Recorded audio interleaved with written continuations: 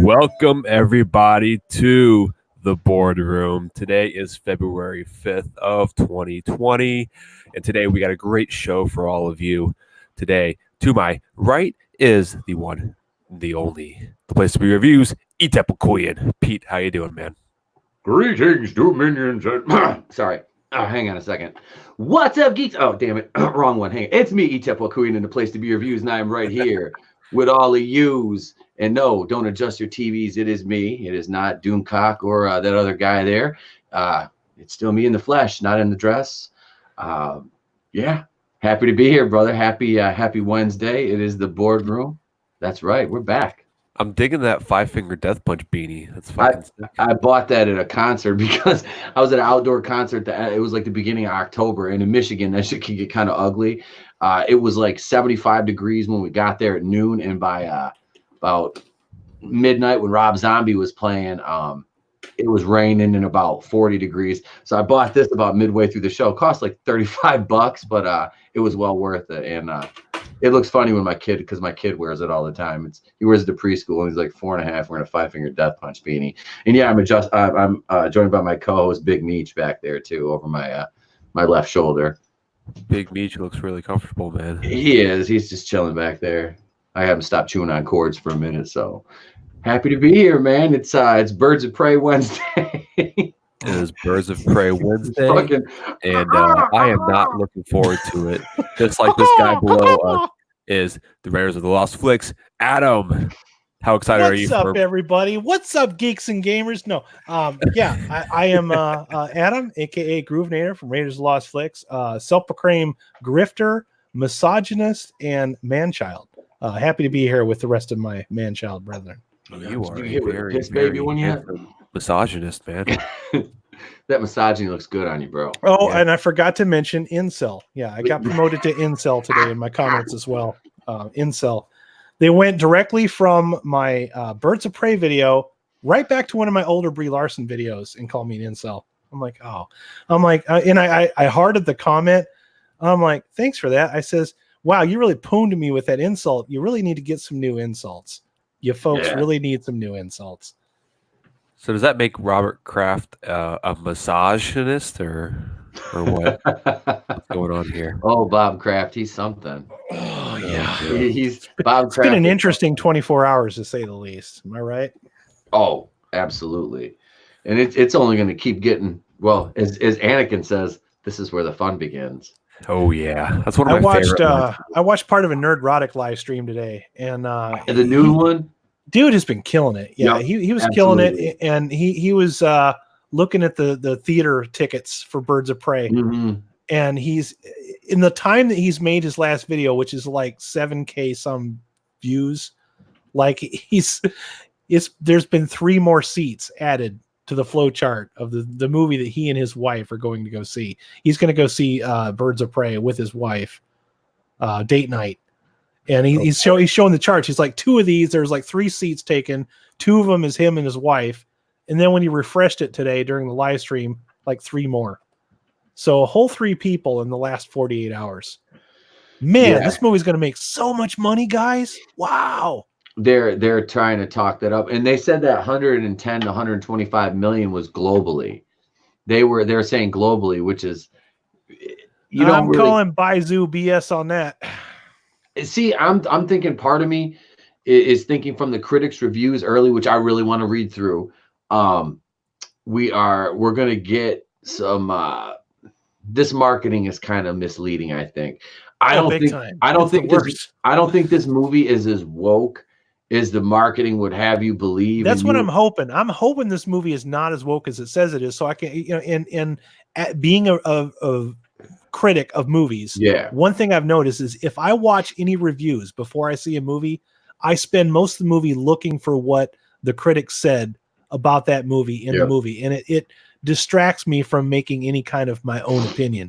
So I can't fucking do it. Now, do I watch a lot of critics? Oh, absolutely. I have my favorites. I talk about them all the time, but I will review it first. Once I finish the review and I upload it and publish it, then I'll go back and watch all the other reviews to see if they line up or not, to see if I'm the only one that noticed things, you know? Yeah. Yeah, I watched, like I said, I watched part of Beyond the Trailers review today on her live stream. And well, she released like a 22-minute spoiler-free video too. I watched part of that.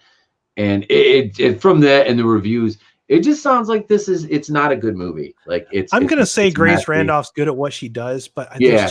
there are times where her voice just pierces my I medulla oblongata. Like it goes through my skull like them little fucking globes on Phantasm. You know, yeah, right through there. It's cringy at times.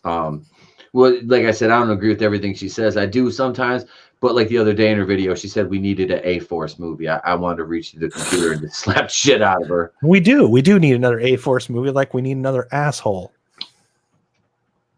You need to force her the fuck out of here.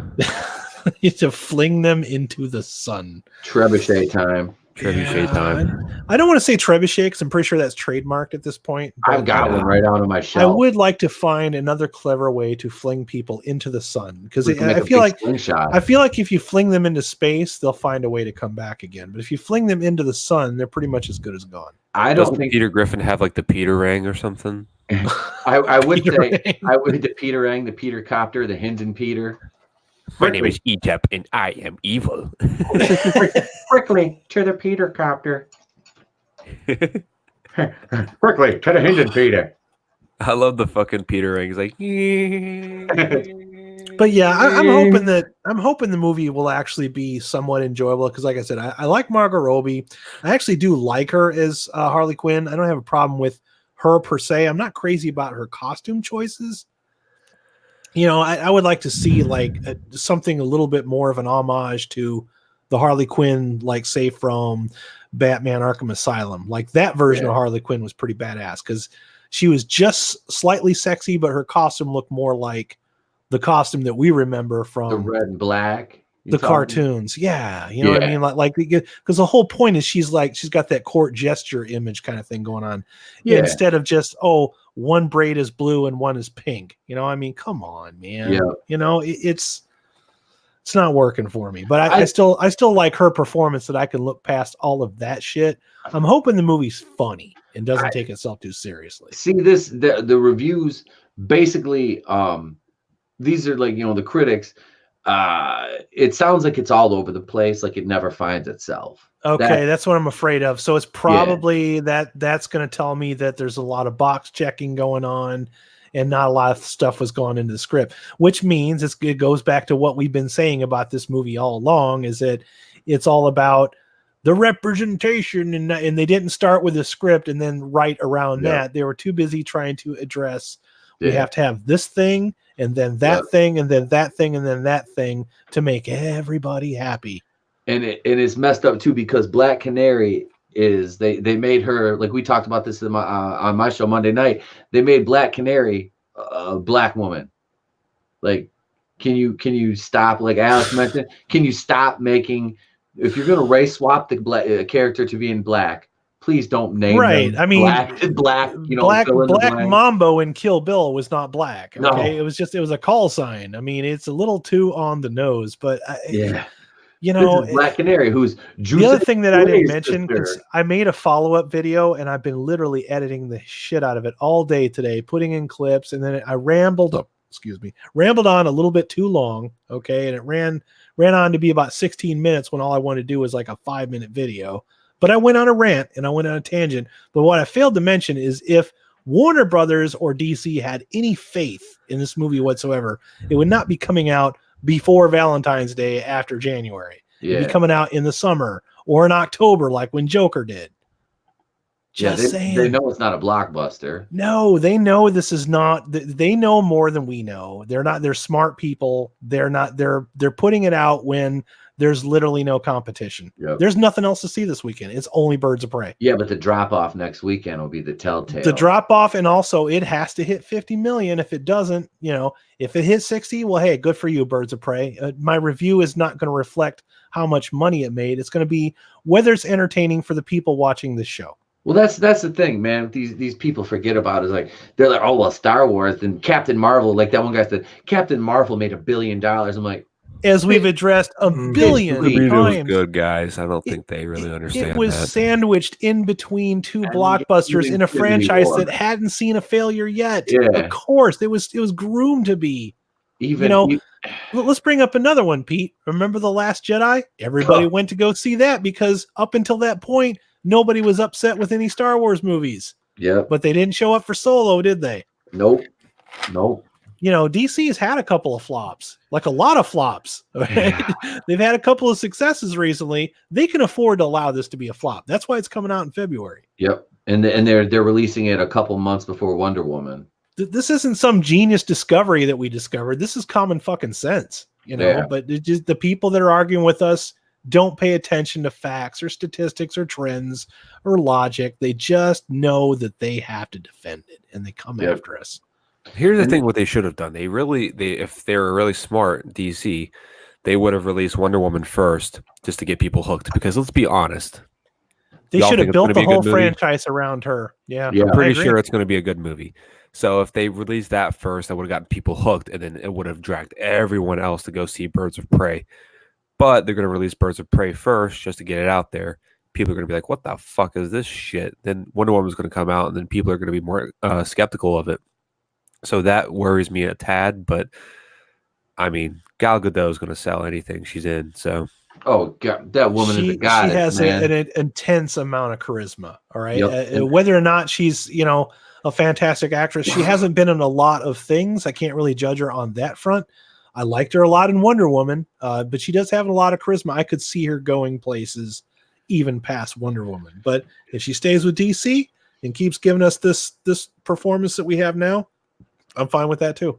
I'm pretty sure this one's going to be a hit. But God, you look at Birds of Prey and the trailers, and you see all the online advertisements, and it's like The I marketing. don't see how people are going to be watching TV and go, dude. wow, I that mean, looks very interesting. Everyone's going to look at the TV and go, what the fuck? Because The- I see the TVs on at work all the time at the gym. the marketing I'm is like, intensely what? woke. It's not even trying to hide. I mean, Pete and I have been talking about it for a long time. It's like, okay, this is clearly marketed at an audience that doesn't exist. Yep. But it's too obvious. And for us to comment on it, it's like, well, even past the marketing though, Ewan McGregor. All right, Ewan McGregor, dude.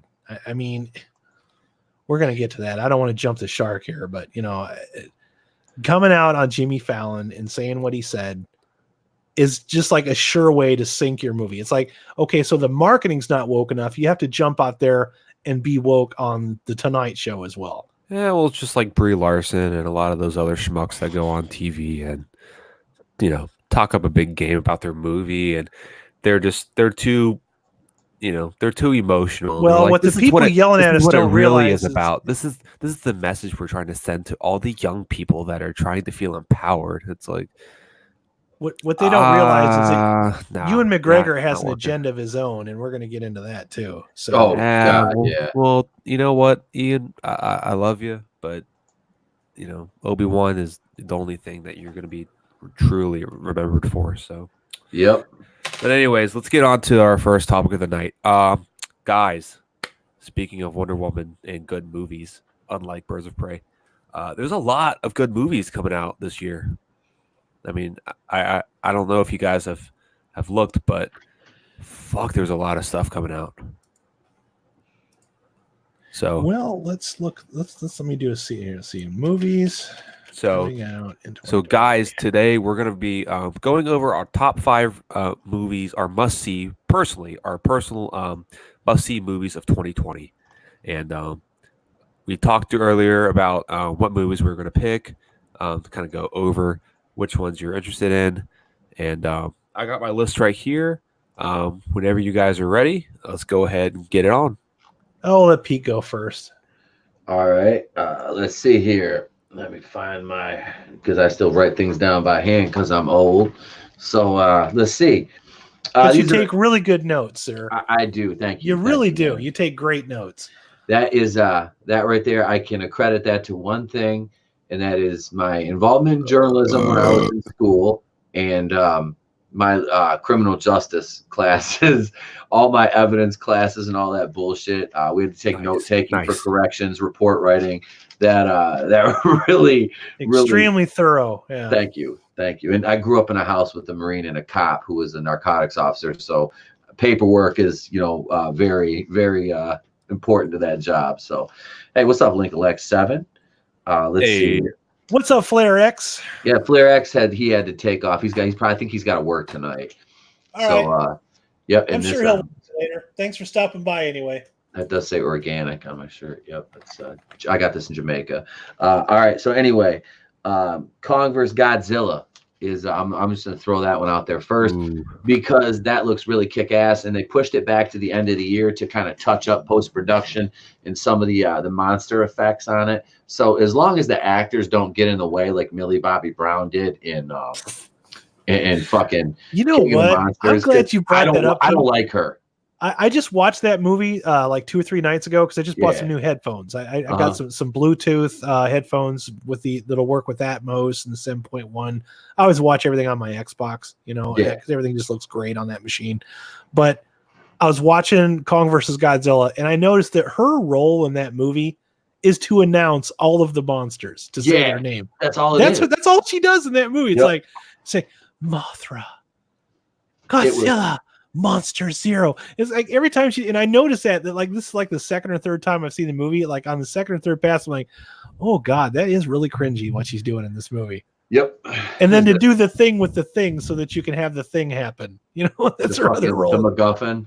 Oh yeah, the little Godzilla movie, but God bless, you're right. Like it's like the characters in that movie are so fucking stupid. They are really bad. My two gripes, the two things that hold King of Monsters from being a higher score for me, I think I gave it like a 3 out of 5 or a 4 out of 5. But what holds back from being higher is the fact that everything's dark all of the time. Yeah, like just this real dark, muddy looking movie. And jerky camera, so you can't really see anything. Yep.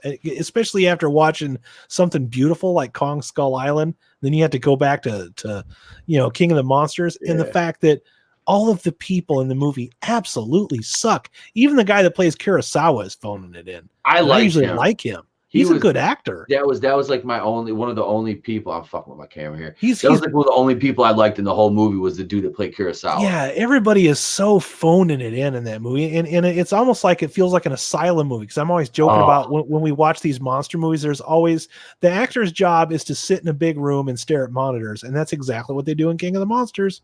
Yep, watching everything through monitors and giving you the play-by-play. Oh no, he didn't. Oh, Godzilla just beat on that 3-headed monster. Oh wow, get him, Godzilla. And one thing I did love about that was King Ghidorah was totally fucking badass. Oh my God. Yeah, you mean Monster Zero? Yeah, super cool. It's King Ghidorah. God damn it! They just can't call it Monster Zero because of reasons and licensing. Yeah. Ghidorah was bad as fuck, man. Like even the music, because like it's funny. My kid loves the score to that music. Like, does he really? Dude, yes, like the actual orchestrated score. I felt weird because when I was watching that on my headphones, it seemed like the score was like it was rubber banding or something, like it was like droning. And then I realized that is the fucking score. And when I saw it the first time, I didn't remember any of the score, and that means it wasn't that good. Yeah. See, the score. If I can't remember it when I walked out of the theater, then it's not very good. You know who did it? It was the score is done by Bear McCreary. Okay. Bear McCreary not familiar with him. He does McCreary? A lot. Bear McCreary does the title track for The Walking Dead, and he's got a long list of cinematic. Because I kind of looked into it when because I downloaded the theme song to The Walking Dead when I was doing my radio show, and I saw Bear McCreary. I'm like, okay, so this is the original version. And then when I downloaded the King of the Monsters score, he does a lot of the music on there. I was like, oh, sweet. So, but no, man, Ghidorah's intro track they use when he come in with him, it's so perfect. Like I love the soundtrack to that. Plus the Godzilla, the Go Go Godzilla song by Serge Tankian. Really, like it doesn't get much cooler than that either. Go System of a Down. And I actually did see wow, what the hell is that? I'm blanking on him now. Not Blue Oyster Cult. Who the hell does Godzilla? Cowbell. Oh yeah, it's Blue Oyster Cult. It's Blue Oyster Cult. Yeah, I saw the Godzilla song. Yeah, I saw them in concert 22 years ago. But so anyway, so okay, Boomer. Right. Boomer. I'm old enough to say that now. Let's see. Congress Godzilla is number 1. Number 2, I'm going to see Fingers. Now, this is. I was going to go see it opening weekend because I really wanted to review this one, and with the way my bank account is set up, to quote Kevin Hart, I can only pick about 1 movie a month right now to go watch. And Sonic was going to be a movie because I was going to take the wife and the kid to go watch it too, because my son's never been to a theater, and I want to take him to see Sonic because it looks really fun, and I love the game as a kid and the cartoon. So I'm probably going to go take him to see it next Saturday night. It's not going to be Friday because Raiders Lost Flicks live on Friday night. So I'm going to go see it on Saturday night. So I'll be doing a review of that on Sunday. But Sonic is, that's going to be. I'm excited about it. We get Jim Carrey playing a cartoon villain, which Jim Carrey's always looked like a cartoon character since, what was that movie, The Boy with the Rubber Face? Was that it? Sure. Back in the 80s, I think that was one of his first movies. But number 3, Wonder Woman 1984. That one goes out saying. Anything said, I'm not tired of that 80s nostalgia yet, man. That was my decade. In this movie, it's got, like I said, Gal Gadot, Chris Pine, Pedro Pascal. It's a crossover Star Wars. You're going to get the Mandalorian fighting Wonder Woman. No, I'm just kidding. But no, it looks good. And even though a lot of the leaks that I think I covered a couple of months ago, look at my video about it, pretty much the trailer confirmed them. It still really doesn't hamper my anticipation for the movie, because they know how to do. They see the Wonder Woman. It's fucked up seeing like Birds of Prey coming out from DC compared to Wonder Woman, because Wonder Woman was done so right, and then you get something like Birds of Prey that's just like, what? But so let's see. Number 4, Black Widow, the movie that is 8 years, 7-8 years overdue. Agreed. This movie should have come out almost a decade ago, but reasons. So this is kind of like the get back, the payback for that not happening. And they'll probably do 2 movies depending on how the first one does. And look at me, man, what a incel neckbeard misogynist wanting to see 2 female-led action movies in the same year. Man child. A month apart, nonetheless. What a piss baby. Goddamn, there's 2 in the Stunning, 1 in the Brave for you. Dune, okay, is number 5. Now I couldn't narrow this down to 5 because I'm going to break my own rule, and I'm going to be going to see it. I'm going to have to double up a couple months here. I'll just have to turn some tricks. That's fine. I can get on a treadmill for a month, and I can be trick turnable again. Pretty sure Big Meech can pimp you out. He can't. Look at him back there. I mean, he's being lazy and shit. He's not even helping me with this. As most pimps should. He's a back there. Get my money, Dad. Pimping ain't easy. It takes a lot out of you. I need catnip. Look at him. He's keeping his pimp hand strong right there. Yeah, he's ready. He about to slap a bitch. Yeah. Come here. Look at him. He's like, man, go fucking around. But Dune, like I said, I'm excited about that just because everybody that knows about this franchise is kind of building excitement. And when I hear it's supposed to be as good as these other franchises that I were before they got all, mucked up, I'm excited. That gives me some anticipation for it. So Dune is another one. Quiet Place 2 gets honorable mention. So does Morbius, because I literally forgot about Morbius, and I've been covering. That's this year or next year? This year, this July. No shit. Yep. Okay. And Ghostbusters Afterlife too comes out this summer. So I am. It's no fair, Cody. He picked more than 5. He didn't follow the rules. That's what happened. Finish him. God damn it. Can't follow instructions. He takes great notes, but he can't follow instructions. That's me. I go in the outdoor. I'm a rebel without a cause. It's all right. We still love you, honey. I'm a rebel, Gotti. A loner. It's okay. It's just a yellow card. You're okay. As long as I don't get red carded. Damn it. All right. Go ahead with the other one. That was it. Ghostbusters Afterlife, Quiet Place, and Morbius all got honorable mention. All right. But yeah, so that's those are some quality films, man. As far as I'm concerned, anyway, personally, that's my picks for the year. All right, Adam, you got yours? My favorite is definitely Dune, and a lot of reasons. Sci-fi is in a really bad spot right now. I mean, how many franchises we watched be destroyed in recent days? Star Trek, Star Wars, Doctor Who, Terminator. The list is a lot longer than what I'm letting on here. especially Star Trek, just with the TV shows and the movies, they're trash. There's a lack of good science fiction entertainment out there. Even some of the shows that I started watching recently, like Westworld, is kind of starting to meander a bit in the second season, and I don't have a lot of faith in that franchise. But with Dune, I've read part of the book. I'll probably never finish it because it's about as long as my list of sins, so I'll never finish that book. It's Bible size. But I have watched the original movie and I've watched the Dune miniseries many times, and I'm especially a fan of the Dune miniseries because the miniseries did something that the movie couldn't. It made the story understandable. The first Dune movie, as many times I've seen it, like the Richard or David Lynch 1984 Dune movie that came out, the one with Topol in it and Sting. I love the visuals in that movie, but I could never understand what was going on. And I was always frustrated by that because it's like I knew there was something good in there. I just couldn't decipher it. And then when I saw the Dune miniseries on the Sci-Fi Channel, not the Sci-Fi Channel, I loved it. And Sci-Fi Channel. I do believe that everything that I've read on paper is like extremely exciting. You've got Oscar Isaac is going to be playing Duke Leto. I don't recognize the guy that's playing Paul Atreides, but you've also got Jason Momoa. You've got oh god, let me just pull up the cast here because I can't talk about this enough. Go for it. There's a bunch of people in it, and Zendaya's in it. Oh god, she's a dime, man. Zendaya has talent. All right, she can act. We don't like her in Spider-Man, but I've seen her in other things where this is a pretty important role too because it kind of shapes who. Okay, so here Rebecca Ferguson is Lady Jessica. Timothy Chalamet, I was probably butchering the name. He's Paul. Jason Momoa is Duncan Idaho. Zendaya is Cheney. Dave Bautista as the Glossu, the Beast Raban. Oscar Isaac is Duke Leto Atreides. Stellan Skarsgård is Baron Vladimir Harkonnen. Josh Brolin is Gurney Halleck. Javier Bardem is Stilgar.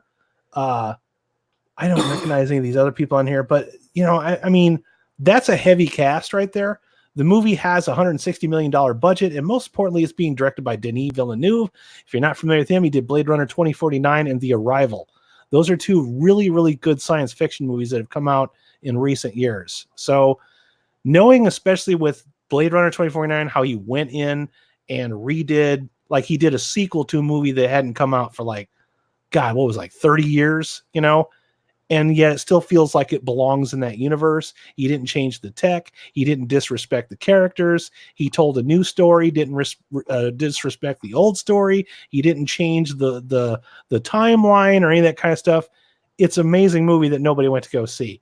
But it tells me that he can respect a franchise and still tell his own story at the same time. I want to see a good Dune movie in my lifetime. And I'm really excited about this because if this is as good as it sounds on paper, this will replace that void, that big hole where Star Wars and Doctor Who and Star Trek used to exist. We have to have something to be excited about. So that's my number one. My number two is definitely Wonder Woman because I'm excited about that a lot. I want to see that one opening day. Wonder Woman really surprised me because I didn't really know a lot about Gal Gadot going into it, but she has that superhero charm. She knows how to light up a room. She has a lot of charisma. She's got all the charms. She does. She does. And she has a lot of charisma and she knows how to handle herself in the press. She doesn't talk down to people. She respects comic book fans. And she literally is the classiest person in Hollywood, in my opinion. She's a strong hero in reality, not just in the movie as well. So you want to talk about your representation or your strong female lead. You can't get any better than Gal Gadot as Wonder Woman. You just can't. And that brings me to my third. Sorry, I'm not the misogynist you think I am. I want to go see Black Widow as well. I love Scarlett Johansson. The movie's long overdue. The trailers look great. I'm hoping it's as good as I think it'll be. I say a lot of crap about the MCU because I'm kind of tired of all the virtue signaling going on with the marketing and all the crap with Thor and Natalie Portman, all that. But Scarlett Johansson was there from day one. And like Pete said, this movie's long overdue. And I hope it's good. I really do. I hope it's good enough that it gets a sequel. Well, let's just say that. All right. Because all our original heroes are gone, including Scarlett Johansson. But hey, if she's willing to play the part, And also, I'm a little weary about what they're going to do with I think this is the first time we've done a Marvel prequel, but at the same time, it does kind of open up some different things they can do. They're going to have to be careful that they don't cross their own timeline, though, because I think they kind of have done that already, haven't they?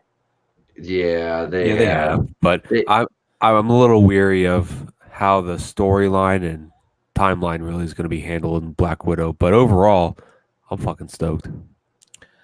So my number 4, no big surprise, guys. King Kong versus Godzilla. I mean, I have the old Kong versus Godzilla on Blu-ray. I haven't watched it yet. It's like the old one that nobody ever talks about. That movie exists, but I'm hoping that it looks as good as Kong Skull Island did, because that was my biggest disappointment with King of the Monsters, is it didn't look as good as the movie that came out before it, which was Kong Skull Island. I want to see that level of visuals in my movie. I don't want to see a big muddy movie, because Godzilla King of the Monsters in a lot of spots reminds me of Endgame. And that was kind of one of my gripes about Endgame, was everything is completely dark all of the time. Even though it fits in with the story, it's hard to watch. It's like visually boring. You know what I mean? It's like you start to kind of like audibly check out from the movie. So hopefully it'll bring it. I'm going to go see it anyway, because I'm a sucker for monster movies. And last but not least, my number 5, I'm actually changing it from the one I had last night. There's a Bill and Ted movie coming out this year. That's right. Yeah. Bill and Ted. So Bill and Ted is my number 5. I am more excited to see that than I am. Originally, it was going to be Top Gun Maverick. But to be honest with you, I'm not that huge of a Top Gun fan. I like the movie, but it's not like my favorite. Like when I was old enough, I was like in junior high when that movie came out. Everybody went to go see that movie, and we talked about it for like 5 years. I like it, but I don't really necessarily have the affection for it that some people do. I like Tom Cruise in a lot of movies. I think the guy's a weirdo in real life, but I don't know where they're going to go with it. I don't know, but the Bill and Ted movie, I'm more excited about that than Top Gun. I can't lie. So I would probably put Top Gun as my honorable mention. And my other honorable mention, if I'm allowed to do those, is there's this movie coming out with Vin Diesel, and it's coming out pretty soon. See if I can remember the name of it here. Bloodshot. That's it. Yeah, I've seen the trailers for that. That movie looks badass, dude. It looks fun. Honestly, it looks like a lot of fun. Jason David Frank would have been cast, but it is what it is. Reasons, right? Yeah, Bloodshot looks like it'll be a good time. It's one of those movies that I usually look forward to. Like, it's like not a B movie, but it's not like all the high profile, but it's like that. There's always that one fun movie that comes out. Like one of the recent ones was the movie that everybody compared to Venom, but it's not Venom. What was that one called? It was a Blumhouse movie. You know which one I'm talking about, guys? Oh, I know what you're talking about. Wasn't that like a slasher film? Kind of was, yeah. It Upgrade, yeah, Upgrade. It kind of reminds me of that. That's not what I'm thinking of then. Like Upgrade kind of came out and it surprised everybody. I'm kind of hoping that Bloodshot will be one of those. I'm not like a huge Vin Diesel fan, but until somebody announces that there's going to be another Riddick movie, Bloodshot looks like a good time. It looks like a neat concept, and it was a good trailer. So yeah, that's my other honorable mention. I'm done. Nice. I'm digging it a lot. I'm learning a lot right now. All right. So I never considered myself an educator. Let's go on over here to the chat. We got Link Alex with his top 5. Number 1 with Wonder Woman, 2 with New Mutants. Did we talk about that? Wonder why. I saw the trailer. Because it ain't coming out. Pete's review of Halloween 2018 will come out for New Mutants. I think Peter Griffin might review Halloween 2018, and then Quagmire will do Halloween Kills, and then Joe Swanson will do Halloween Ends. Halloween Blows. Yeah. Halloween Blows is the fucking synopsis to the entire trilogy. Dude, that last Halloween movie was so fucking garbage. Yep. I'll watch Halloween 5 any day before I watch that piece of shit again. Oh man.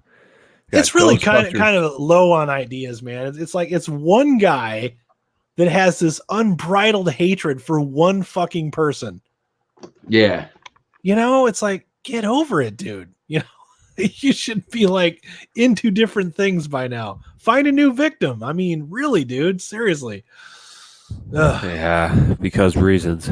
Yeah. Because reasons. Number 3 with Ghostbusters 3 Afterlife. That looks okay. I'm gonna see it, but I don't know how good it's gonna be. Same. I don't know. I'm not really like high on it, but Wait, which I one? know there's a lot of Ghostbusters. The 2016 or Ghostbusters 2016. The new one. Ghostbusters Afterlife. Yeah, It looks Can I okay. say something about that okay. real quick? I'm getting really tired of seeing the cast from Stranger Things being shoveled into all of the monster movies now. It's so obvious that they're just trying to cash in on their name. And They're good actors. they're fine. Okay. They're as fine as the script will allow them to be. All right. I have yet to see Millie Bobby Brown do anything other than Elle that impresses me.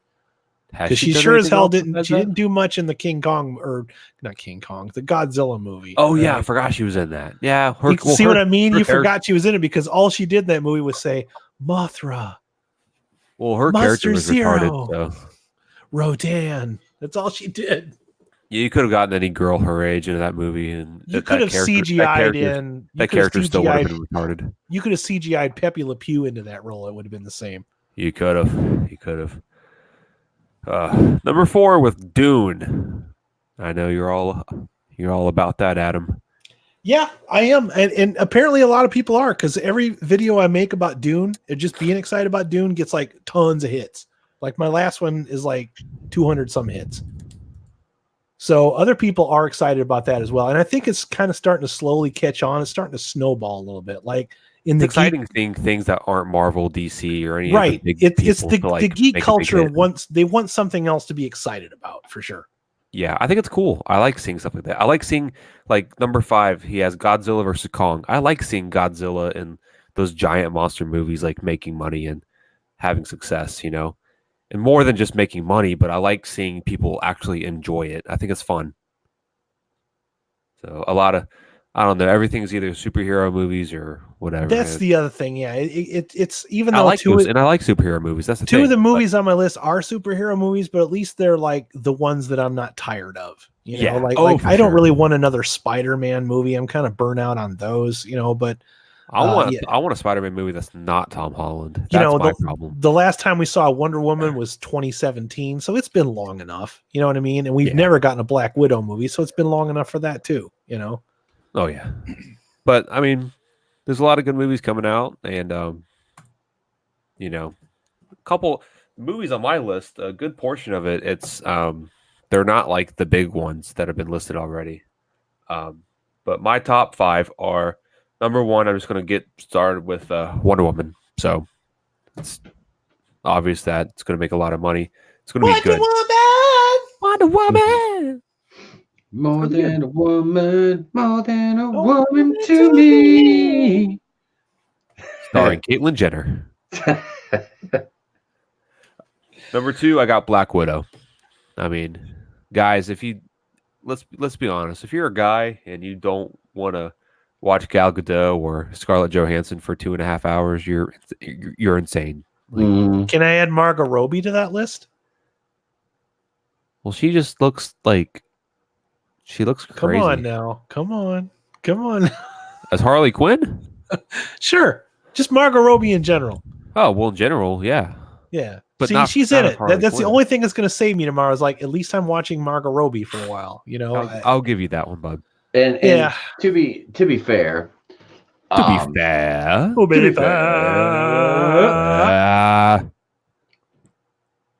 Journée Smollett is actually kind of hot too.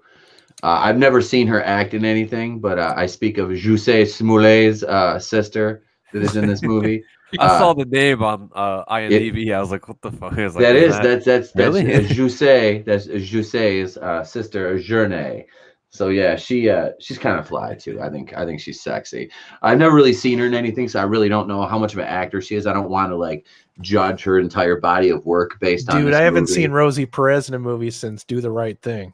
I was gonna say she was in White Men Can't Jump. That was the last thing I remember. In Money. That's right. Forgot she was in White Man Can't Jump. Okay, well that one then. Yep.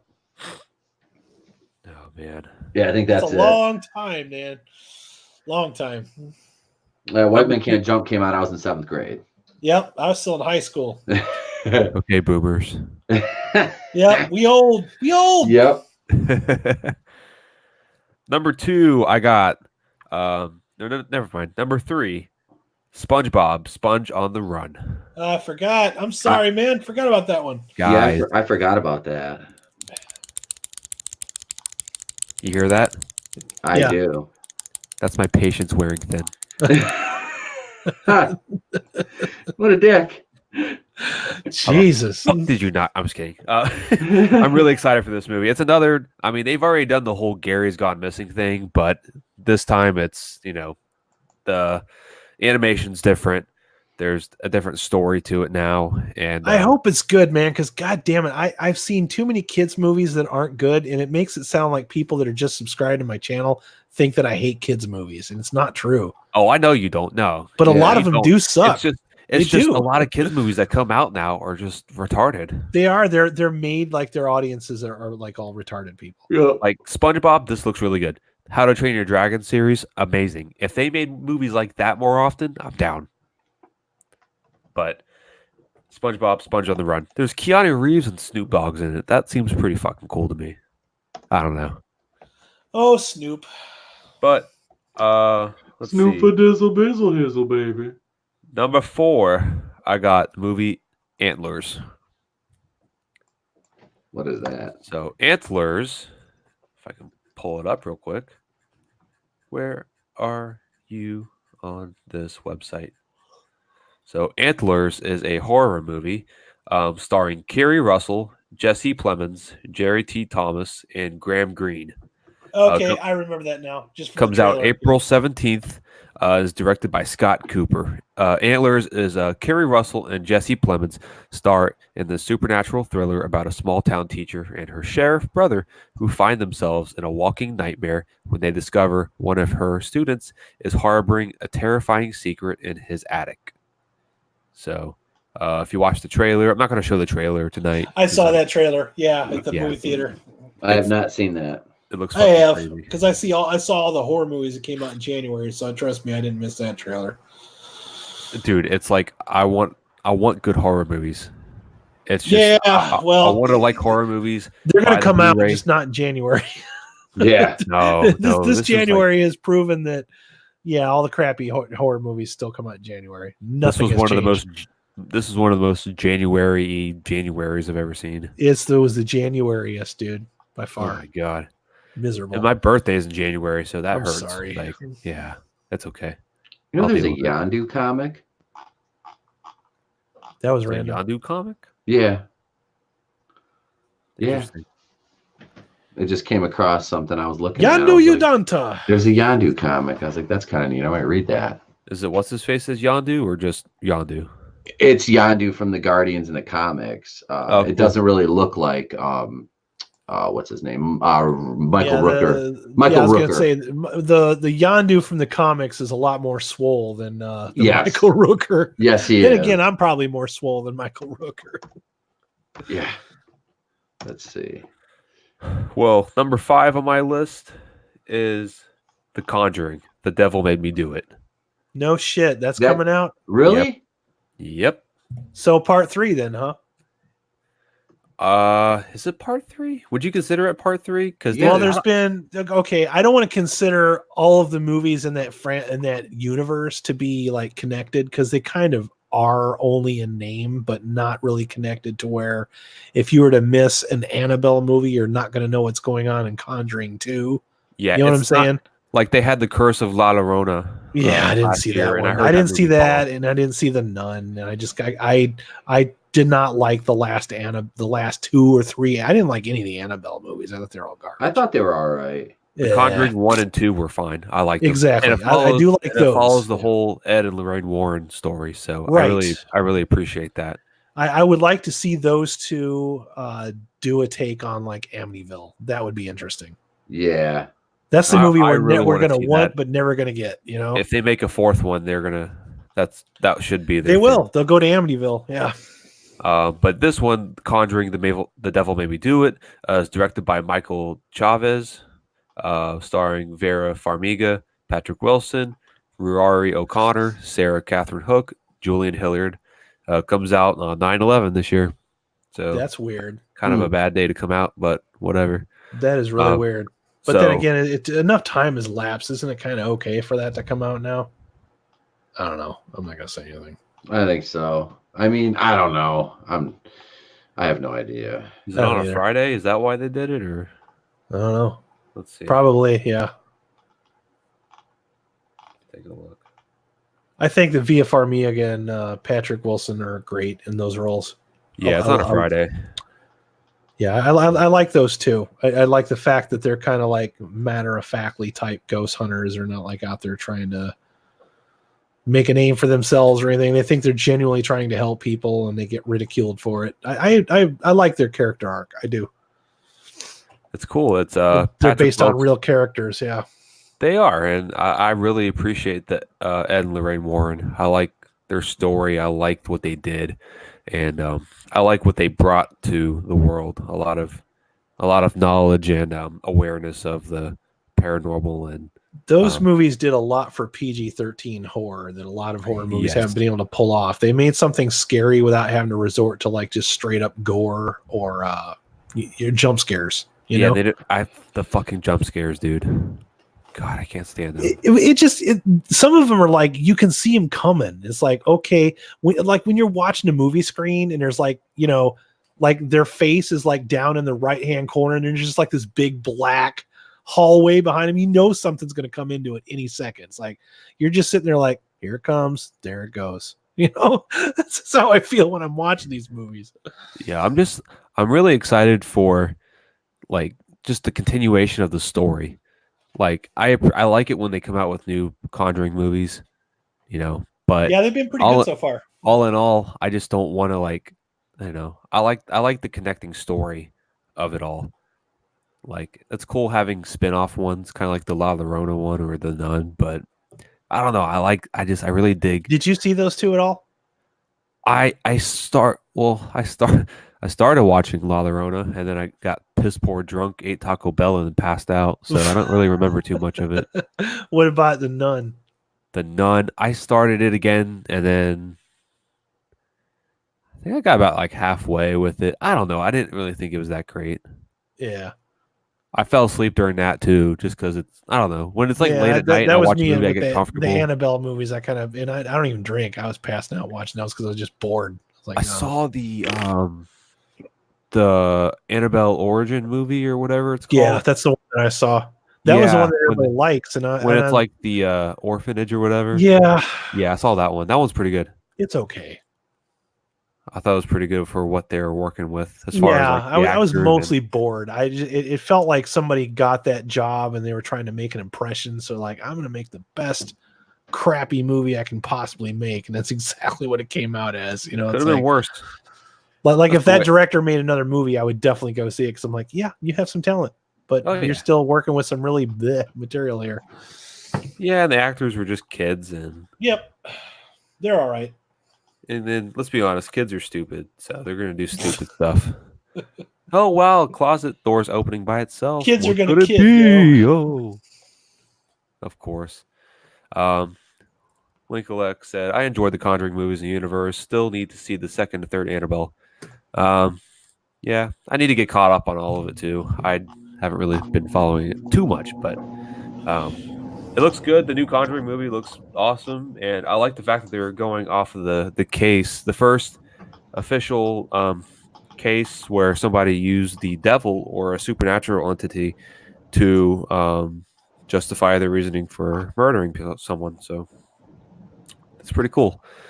And I need to research the story more, but just thinking of that's crazy. All right, let's see. So, guys, what are we talking about next? Adam, Pete? What did we want to go into the Birds of Prey stuff even deeper, or down that go into that Ewan McGregor trash? Or let's get back into that crap again. Before I do that, I want to talk about something that just popped across my desk here in the form of an article. Better not be porn. No, it's not. I'm not going to share this, but Captain Marvel 2 rumors have come up.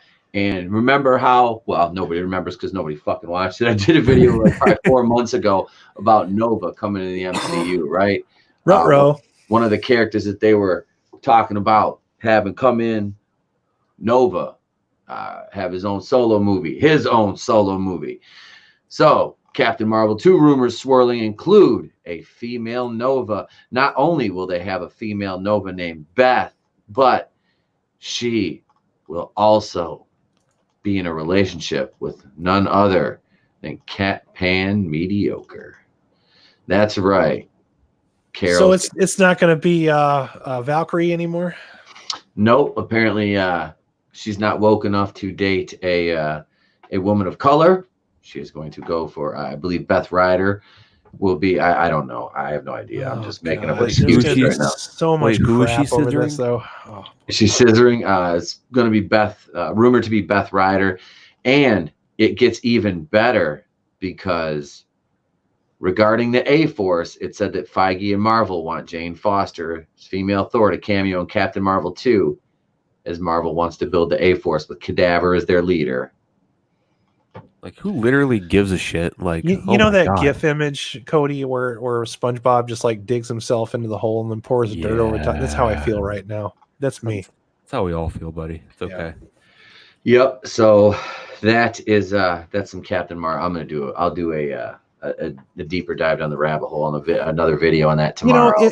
You know what gets me the most about this is not so much that these things are happening that upsets me. It's I'm more concerned about the amount of shit that everybody is going to be throwing at each other over that.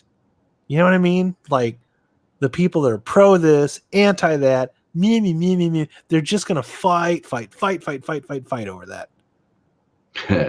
You know, yeah. I already know it's going to happen. That's going to be one of those things where we won't even have to make a video on it. We'll already be accused of. How come you're not virtue signaling about this? You should be praising this thing for existing. Like, we're not interested, man. What do you have against women, Adam? Yeah, right. Incel. Yeah, fuck. What a neckbeard. And people wonder, they always ask me, like, what do you got against this? Because it's like these politics, when you put them into these movies, they're no longer about the movie anymore. They're about the politics within the movie itself. Yep. Or what's going on behind the scenes with somebody saying some shit to the press. Damn. Alex, I don't have Lena Dunham in my attic. I am not Dion. Ew, I haven't heard that name in a while. God damn it. Oh yeah, Be careful, Alex. Don't make me put the feet thing back up again. He will, Alex. He's not playing. Do it. Let's see here. So yeah, Ewan McGregor basically. And I really I respected Ewan McGregor. I really loved him as Obi-Wan Kenobi, and I still like his performance as Obi-Wan Kenobi, but I have a lot less respect for him. And it has nothing to do with the fact that he cheated on his wife, which he fucked Mary Elizabeth Winstead when they were filming Fargo together, the TV show. And his daughter basically called him, called Mary Elizabeth Winstead a piece of trash. And,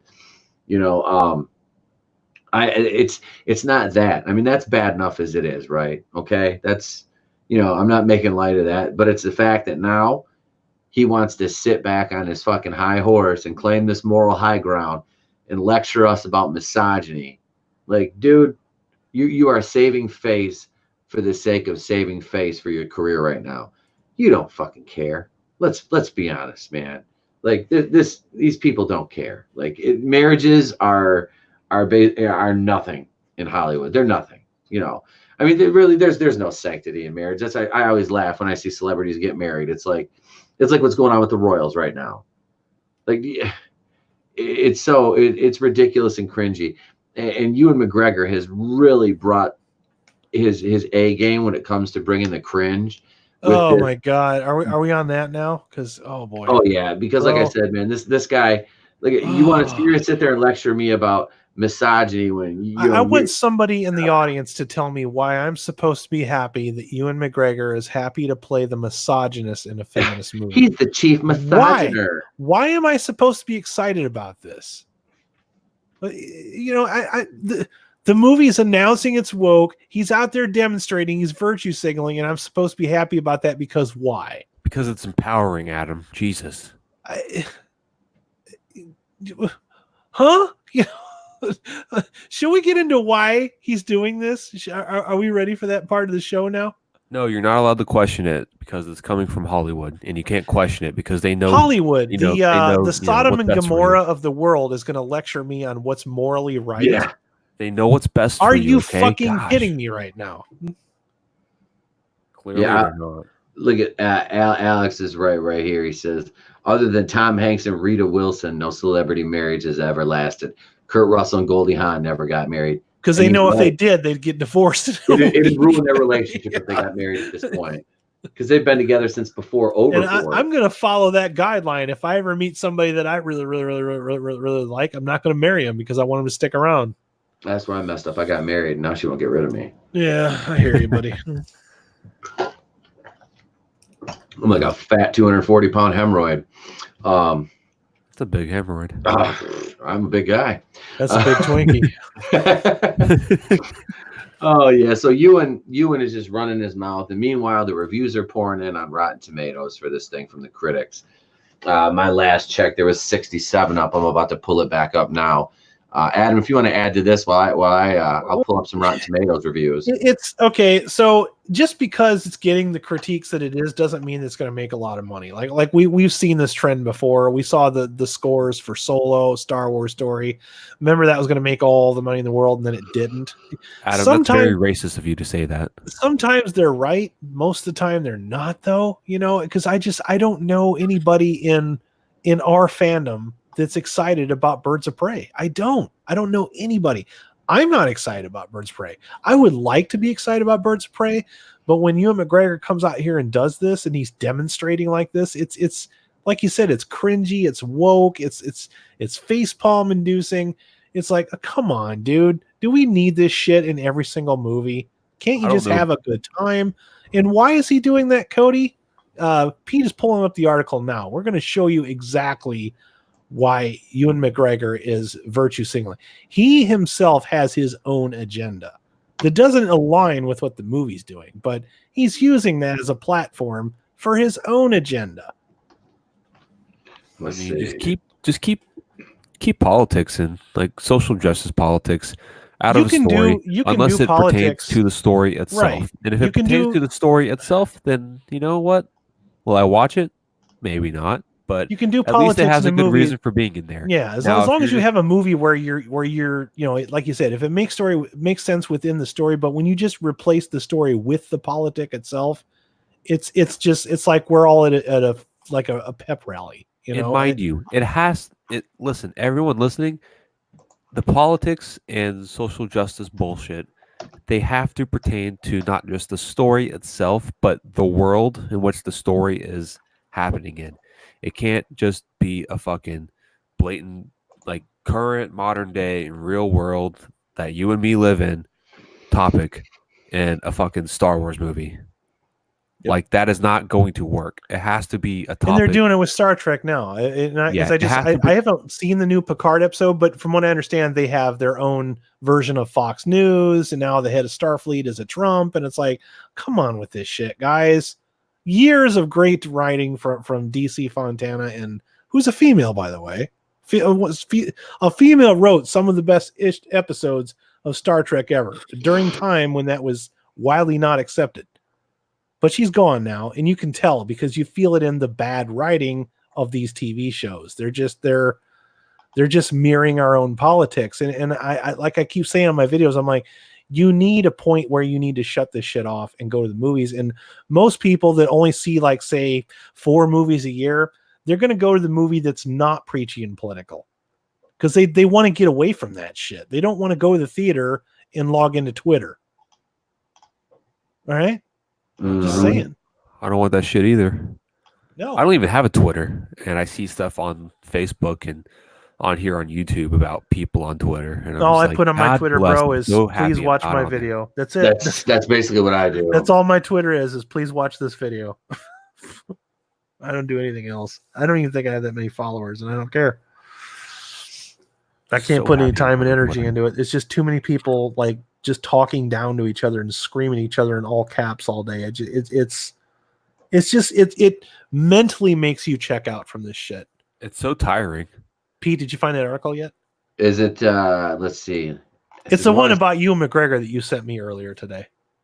Oh shit! Hang on. The one I was looking at. Okay, well we can get to that part in a second. Then I was kind of leading up to that. I wasn't sure which one we were on. No, the one that I just pulled, because I pulled another one up and it. All right, we'll do that first then. Whichever one you got up first, because Ewan McGregor has some skeletons in his closet, and we're going to show you exactly what those are. Oh yeah, hang on. I'm pulling that one up I sent you because the other one almost froze my browser. Okay. Here's the thing. It's like if you do bad stuff in the past, it's fine. Things happen. That's the old you. Grow and become a better person. Not in today's world. Learn buddy. from your mistakes, and that's that. You're in cancel culture now. Even though you grow as a person, it doesn't give you the right to lecture people, especially if you haven't like learned from it. But that does not mean, I mean, you get to preach and talk down to people and push an agenda. It basically, if you do shit that's bad in the past, and you know you really fucked up, and you learn, you grow from it, it means you shut the fuck up. Well, that's the thing too, Cody, is like it's like they do this because it's keeping up with the Joneses. All right. It's like my neighbors are doing it, my friends are doing it. If I don't do it, then it looks like I don't care. Okay. So I have to do it too in order to keep getting work in the industry. So as a result of it, entertainment is suffering. We have all these sucky movies that nobody goes to see. Like, look how many movies that come out. Most of them are bad. 2 or 3 of them are good. And those are the only ones that everybody goes to see. It used to be when Pete and I grew up back in boomer territory. Yeah. Most of the movies were pretty damn good. Some of them were really great. Now it's just like bad, bad, bad, bad. Oh, look, a good one. Bad, bad, bad, bad, bad. Another good one. You know, they're few and far between. Right. And a lot of it's just because politics have to be these movies, and they take over the whole script. It's just stop it. All right, here we go. I got a screen share ready here. This fucker will work. I got 900 windows open, so we'll see if this fucking crashes. Porn, Pete. There we go. Can you see her? Here comes the porn. Oh, there we go. The brutal way Ewan McGregor's family discovered his affairs. His daughter calls him an asshole. There it is. This is from January last year, right? Yep. This is from the mirror.uk. No thanks. Go away. I don't have ad blockers or virus protection active on my computer, so I'm probably going to get AIDS. Yeah, so Ewan McGregor's daughter slams actor in a song posted online. I'm not going to click the audio on that. But yeah, McGregor's family found out about his affair in the most brutal way. The Train Spotting star 47 married Ava Mavrakis in 1995. Together they had 4 daughters: Clara, Anouk, Esther, and Jammin. We be jammin' too. The perfect family portrait crumbled in 2017 when he was accused of cheating on his wife with his Fargo co-star Mary Elizabeth Winstead. But how did they find out what was going on? In October 2017, Ewan and Ava's daughter Esther's birthday, pictures of him kissing Mary Elizabeth Winstead emerged. At the time, his daughter Esther released a song on Instagram, which she appeared to be addressing the pictures. Ewan McGregor's daughter Clara attacks asshole dad with a bikini snap of mum Eve. There's a picture of Clara with her mum and dad. The talented teen uploaded a video to her Instagram account as she strummed her guitar and sang the heartfelt lyrics directly into the camera. I don't know how to forgive. I don't know if I can. She sang in the chorus, ruining me, show me you're a man. Although Esther didn't say the song entitled Made You a Man was about her father leaving her mom, fans were quick to draw comparisons. Then last September, Clara opened up for the first time about how her bond with her father had been affected. She told The Times, "I love him and I always will. The relationship's not going to end because of this. We are incredibly close despite me strongly disagreeing with how he's gone about things. I'll always love him, and I hope he's happier. He's happy, you know. And this is on who is this? This is Claire McGregor. This is her mom. It's pronounced mom, not Yeah, mom. this is her mom. But yeah, saying her mom's, you know, kind of a hottie. But yeah, this she commented on Mary Elizabeth Winstead's picture on Instagram. Says the most beautiful woman in the world. Claire McGregor says most beautiful and talented woman on earth. Oh man, y'all are delusional. This girl's a piece of trash. And she went hard in the fucking paint, as I like to say. Yep. Good for you, girlie. That's she had funny. right to say that. Absolutely, she did. Not faulting her at all. Claire has made her feelings known. Just yesterday, the 22-year-old model shared a stunning picture of her mom laying on a sun lounger in her bikini. She captioned it, "My mother, ladies and gentlemen. 50 is the new 30, apparently." And after one of Claire's followers jokingly suggested she keep her hot mom away from her boyfriends, she fired back, "Nah, I keep her away from asshole men who leave my goddess of a mother." Clara also branded Elizabeth a piece of trash when fans gushed about her on an Instagram fan page. Yeah. So there you go. Ewan McGregor is virtue signaling, because if you notice, right after this happened, you haven't seen Ewan McGregor anything for a hot minute. And I mentioned in many times, I saw that season of Fargo, that season 3 was awful. It was the worst season of that show I've seen. And each one of those seasons is like a separate story. And Ewan McGregor had a dual role. So he had the role of a lifetime. And somehow he was bad in both performances. I mean, it was really bad. Like, it was a terrible story. I couldn't even tell you what happened, because it was dumb. And most of the time I was watching it, wondering what the hell I just watched, or feeling like extremely uncomfortable. Like, those shows are supposed to be like black comedy. Like, you know, if you've seen the Fargo movie, you know what I'm talking about. Like, it's a great movie. It was Breaking Bad before Breaking Bad was a thing. Okay? Never seen it, but go on. It's like good. that. Yeah, it's because you know how Breaking Bad, like, funny things happen, but they're kind of like unintentionally funny because something just goes wrong. That's kind of what Fargo is. It's like that, but each season is loosely based on a true story, or something that happened. So, but yeah, Ewan McGregor was screwing around with the co-star of that show, so maybe that explains why he had such a bad performance. But he hasn't been anything for a hot minute, and usually when these things circulate out there, like, producers and directors don't want to cast these kind of people. Notice there's been such a long time that, like, why didn't they greenlight an Obi-Wan show like immediately after, Mandalorian started catching fire? Like you think they would have rushed to announce the news or something like that, and they've been walking it back. Oh yeah, we're gonna do an Obi-Wan. No, we're not. Yeah, we are. No, we're not. Yeah, we are. No, we're not. See how this shit's starting to make sense? And he's out there on the Jimmy Fallon show telling everybody that I'm proud to be a misogynist in this feminist movie. I think it's important that people understand what's going on. Like, we haven't heard this 50 fucking times in the last month. Stop talking down to us all the time. Dude, Fuck's sakes, we're not all Harvey Weinstein. Yeah, we get it, you, and you chopped your dick off to show everybody you're a male feminist, bro. We get it, all right? You fucking cucked yourself. All right, you man. See what I'm saying? This guy, he's doing this because he's trying to get brownie points so he can get some more jobs. He is. Right? That's all it comes down to. He don't care. His own agenda. Yeah. He don't fucking care that he fucked around on his old lady. It's a Hollywood, man. I mean, they're weirdos who go to those island parties with fucking Epstein. And, right? I mean, they don't. These people their morals are. Let's be honest. Their morals make, like, the worst person probably look like a saint. You know what I mean? I heard that Epstein guy killed himself. You know, that seems to be the rumor around the clubhouse. I'm not sure though. I don't think he did.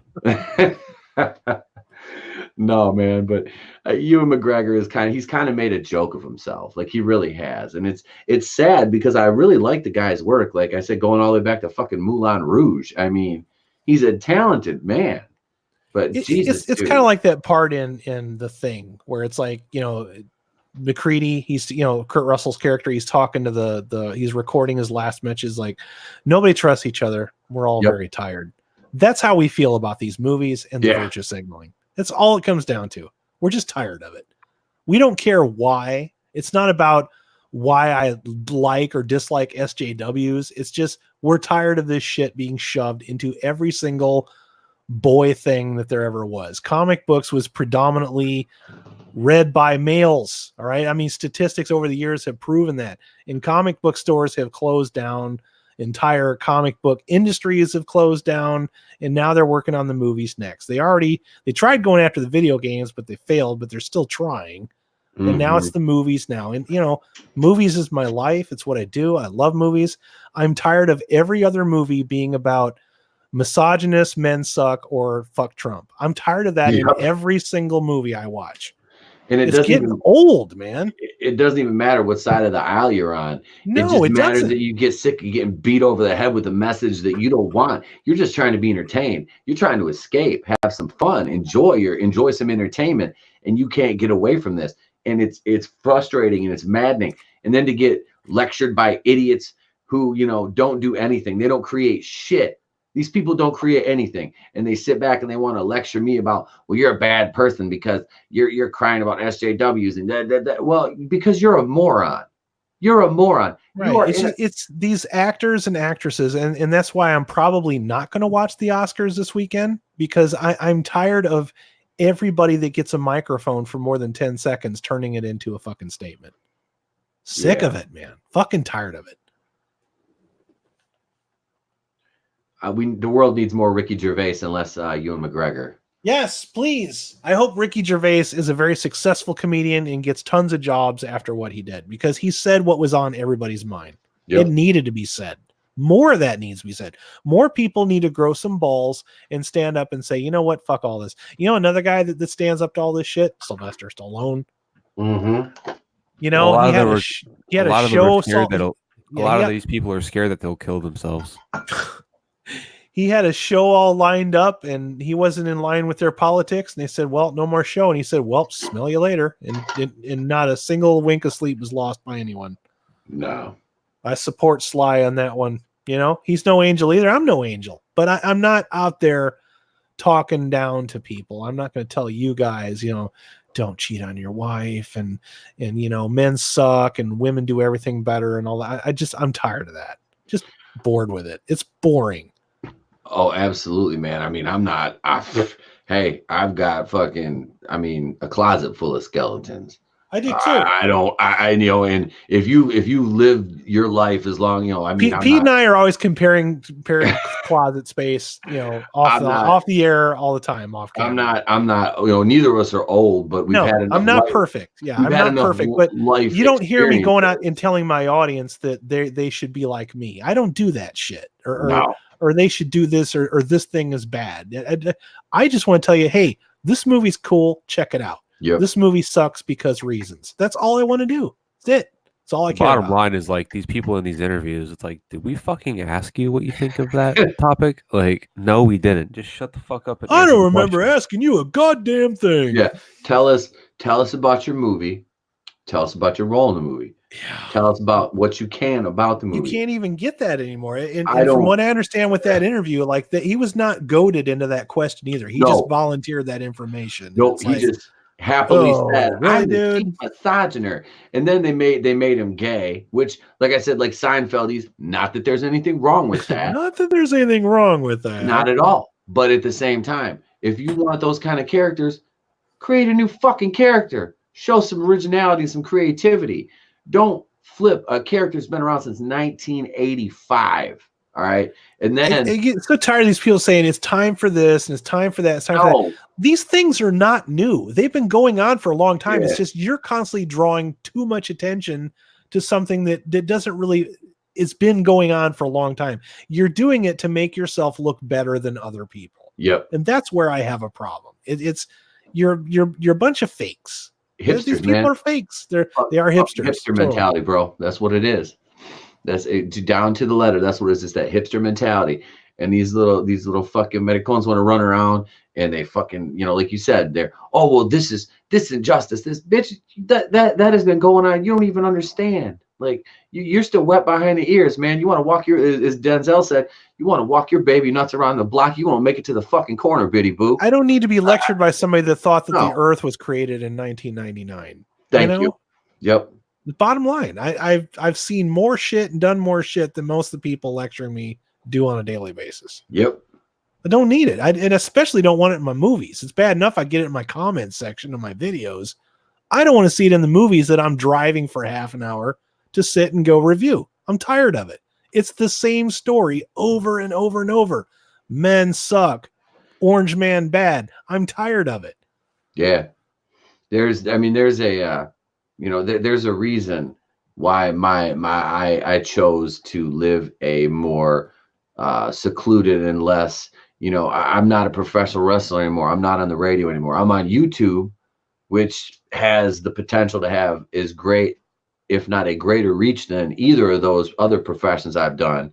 But at the same time, I've got a lot of life experience like you, and it's like I don't need to be lectured by people that live behind a keyboard and don't do or never have done anything else other than sit back there and hide behind a fake profile picture on a fucking anonymous board and leave a comment and then want to think you won because you called me or incel. Like, bitch, I'm married with a kid. I prove I'm not a goddamn incel. Y'all know I'm married to a woman that works basically, and I don't have to work. I'm basically retired at 39 right now. Do I want to go back and do something? Well, I want to make money doing YouTube. Obviously, that's the goal, is to get paid doing this because I enjoy it. But so I'm not some fucking knuckle dragging misogynist. You know what I mean? Because if I was, I wouldn't be married to a woman like that. A woman like that is not going to deal. You know what I mean? You get what I'm saying? A woman like I'm married to is not going to deal with a man that would treat her like that. So, that's what's kind of, and that's the thing funny. too. Is so many people just assume that everybody is this, like you said, knuckle dragging, man child, misogynist, douchebag, bro face, broski. Yeah. We're not that, it's just, we're just tired of hearing the same fucking message over and over and over again. It makes me tune out. It just makes me mentally check out from everything that I'm involved in. And I'm tired of constantly feeling that way. And I'm tired of watching everything that I love be murdered by this shit. Link7, your last comment is spot on, bro. That's why I got to get back to the gym. I got to live up to that trophy husband part. Sometimes the cooking and the cleaning and the laundry just ain't enough. And I think it's fair to say this. I don't usually bring this up, but my politics are probably slightly left of center. I'm not a Trump supporter. I'm not. Yeah. But do you guys ever hear me jumping out there saying Orange Man bad and all we this? Never talk about it. We don't talk about this shit. We've been friends for a long time. I don't give a fuck who you guys vote for. Nah. It's not important to me. It's not how I measure a man's success or who a person is. And I'll be the first one to say, I get tired of everybody screaming about it all the time. It's like, what you need to do, go and vote and shut the fuck up. Yep. That's it. And that's people in the Senate jumping up and down during the fucking State of the Union, not professional, not helping the cause. If you want to kill somebody, you destroy them with facts and logic. You don't do it by throwing temper tantrums. Or they can kill themselves. Or they can do that. Talk to Hillary Clinton. She can help them kill themselves. Yes, Jeffrey. Suicide them. What happened? She suicided him. Wait, that doesn't make sense. I know, right? But no, seriously, man, that I'm the same way, Adam. I don't care. Like I don't judge. I don't. But I get so many people judging me for that shit, though. It's like everybody just throws me in with the right wing and all this kind of crap. I'm like, no, it's quite the opposite. It just I'm tired of. I can't hear over your temper tantrums. Yep. And that's it, man. It's like I like to go back to like the 1980s style of personal politics where you didn't fucking talk about it. No, you didn't talk about it because it wasn't appropriate for a discussion. Now it's like it's been shoved into every single medium there is. Music, TV, sports, religion, comic books, video games, enough. That's like going, I don't know. You guys are familiar with like what a moose club is, right? Yeah. Like the Moose Club, stuff like that. Oh yeah. Okay. The Royal Order of Water Buffaloes. Yep. Yeah. So I was in a moose lounge. It's a group of men, Cody, that like usually all share the same idea, and they have like a club. Like if you watch the Flintstones, they had the Royal Order of Water Buffalo. Yeah. Yep. Like there are still a lot of those that exist. Usually in smaller towns. We have like an elk lodge. Yep. Exactly. Elks. There you go. Elks and the moose. You have your VFW hall, stuff like that. Well, I was a member of a moose lodge, And I was there at the one in Holton Lake. It's mostly older guys, but the bar tabs, like your drinks are cheap. It's good booze, and I just go in there and you shoot pool, hang out. It's fun. They have a kitchen. And I was in the one here in town, and they have a sign right up on the wall behind the bar, and it made me smile. And it says, "There are two things that will not be discussed at this bar, and it's politics and religion." And that's at a God bless them, man. That's at a men's social club. And I was so happy to see that, because that is like one of the biggest like argument causers right there is religion and politics. Yep. And there's two things I just don't by rule like to talk about anymore at all. Like correctamundo. Even the people that I'm in agreement with, I don't like to talk politics. It's fucking depressing. And I was at a period of my life probably 10, 11, 12 years ago where like I was just driven by that. Like I just got caught up in it. That. Consumes you. And that's the other point. And that's why we're tired of hearing. It's like I try to say in my videos, it's like you need escapism because you need at some point, everybody comes home from work. If you have a job, Cody, you have a job, you come home, you need to decompress for a little bit. Am I wrong? You need to just like kind of chill out, let go, turn on some TV, crack open a cold brew, whatever it is the fuck that you do. You need time to decompress so that you can get through the rest of your day before bedtime. People don't understand that you need they when they go to a movie, they're spending $15 for a ticket. They don't want to be lectured. They don't want to be told what's right and wrong. They want to see a fun movie where they can laugh and maybe scream and watch some good special effects or whatever it is they want to do. The average moviegoer sees about 4 movies a year. 2 of them will probably have superheroes in them, but they don't want to be preached to by those movies. And so many directors want to use that as a platform to say, these are my politics, pat me on the back because I lean this way or that way. And they're tired of it. You need to turn this shit off. Most people don't come home from work and then some people do. Some people are on Twitter all fucking day, no matter what they're doing. But when you don't log in, that's why we have so many hypersensitive people in the world, because they don't turn themselves off from this shit long enough to recharge. They just read everything. That's why you got people. That's why you got all these Trickly Puffs running around. Trickly Puffs. She's a dime. Trickly Puff is a dime. I got some Trickly Puffs in my comment section. No, it's without fail, man. I just responded to Hollywood again a little while ago. Like I said, he came back at me, so I had to go hard on him again. I don't tell him you look like Reggie before I got slammed in that fucking piano in The Nutty Professor. That fucking somebody took a shit on this guy's head and fucking tied it in fucking some braids. I mean, that's what it looks. That's what it looks like, dude.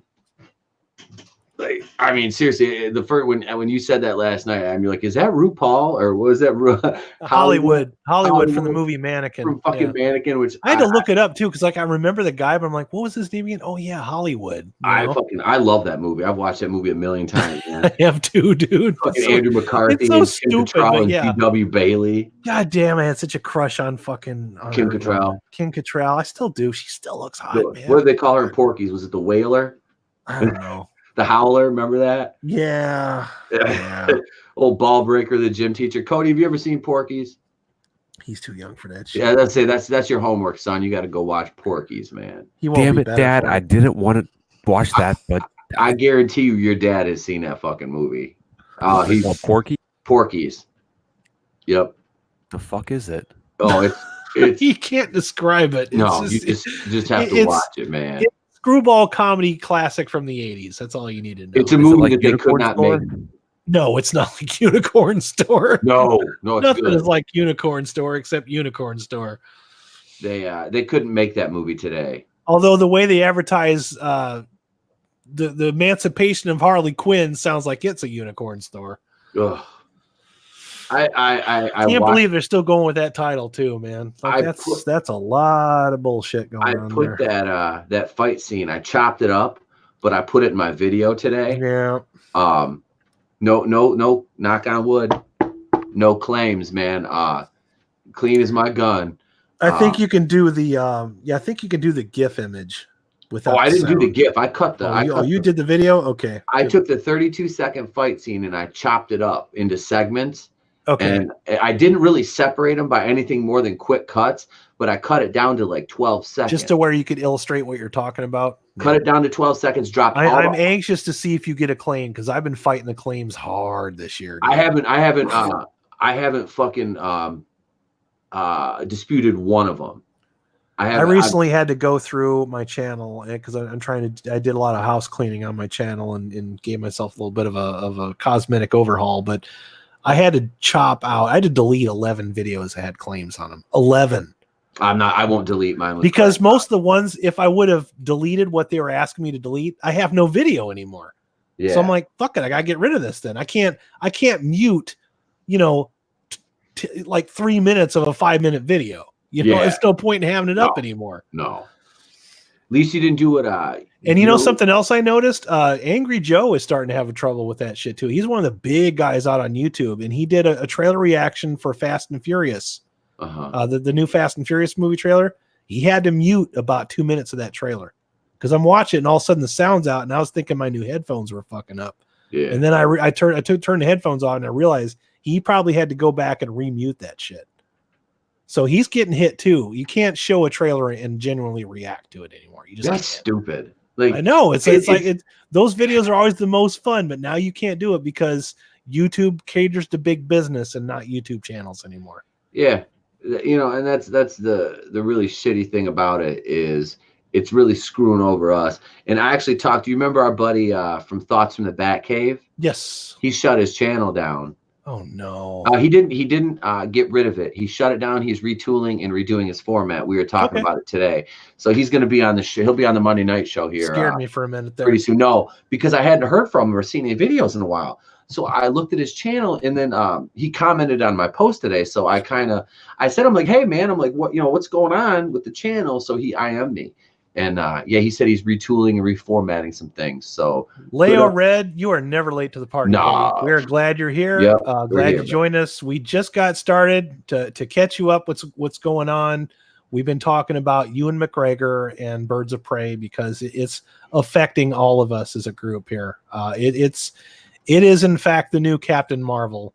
It is in fact the new Brie Larson. It's the new Star Wars. Because we're making videos predicting that it's probably not going to do as good as everybody has it hyped up to be, and we're being attacked left and right on our channels for it. You've probably seen some of the comments. So I wouldn't say he's like as bad as Brie Larson, but he's like on the road getting there. Well, maybe not Ewan McGregor in general, but just the Birds of Prey is a hot button right now. The movie is like is like DC's Captain Marvel. It's Ghostbusters 2016 in that everybody's immediately taking sides. They're not giving it a non-objectionable point of view. It's like they're already taking sides and get ready to fight. I mean, hey, if it's a good movie, it's a good movie. And I said that in my review. I said again, I did say, and I stick to this, man. If it's woke, I'm going to tell you. If there's nobody in the theater, I'm going to tell you. If it's a good movie, I'm going to tell you. If it's so bad it's good, I'm going to tell you. I'm not going to let my personal politics decide how I feel about a movie. I have to find some kind of entertainment value in it. They made such a big deal out of Kathy Yan directing this. And Kathy Yan has literally no major film experience before she did this movie. Like none. Not even a fucking, but she was a woman. And that was a lot of this is just writing on the wall. The marketing, the fact that they're releasing it at the end of January and right before Valentine's Day. I mean, they know that this is not the movie that everybody's going to go see. I'll be honest with you, Joker did way better than I thought it would. Way better. Yeah. That movie surprised me. But that movie's marketing was the fact that everybody said, "Ooh, it's so scary. People are walking out." And everybody went to go see it. So that means some of the same SJWs that have been chirping at us in the comment section also went to go see Joker. Yep. Hypocrites. And that's the funny thing is like this is what blows my mind with DC. It's like you have so much momentum going right now. Coming into this, all right, you got Wonder Woman, you have Aquaman, you have Shazam, you have Joker. All four of those are financial fucking home runs. All right, all four of them, especially Joker. Joker's a grand slam. Like you won the fucking Triple Crown with Joker. Like that movie slayed for the ratio of cost benefit and all that. I mean, it's just It doesn't even make any sense. So and then you come back with this, and it's like, I understand trying to please both sides, but if you want to make a female-led movie, like, you don't have to shit on men to make that goddamn movie. Wonder Woman proved that. The thing is, with this movie though, Pete, they're coming off of Joker making $1 billion. Yeah. And they got Wonder Woman coming out in June. And this movie can lose all the money in the world, and they will not be hurting whatsoever. I think that's why they did it, is because they're it's not a smart move. It's shrewd. It's very shrewd. But the fact that it's being released when it is tells you that they don't have as much faith in the movie as these people chirping at us do. No, they don't. They really don't. They really don't, man. No, it's a pathetic. It like I said, you took these characters and you race swapped, and you made Roman Sionis and Zazaz gay. It's low key, I guess, from what the reviews say, but you can tell. Which, like I said, not that there's anything wrong with that.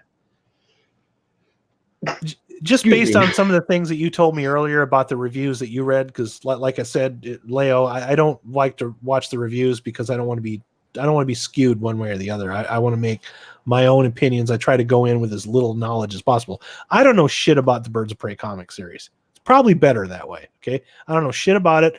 I have seen Suicide Squad. I don't hate that movie as much as some people do, but I'll acknowledge it's not a good movie. It's not one of their better ones. Okay. So, but going into this, I have no expectations. None. I just don't. I lost my train of thought.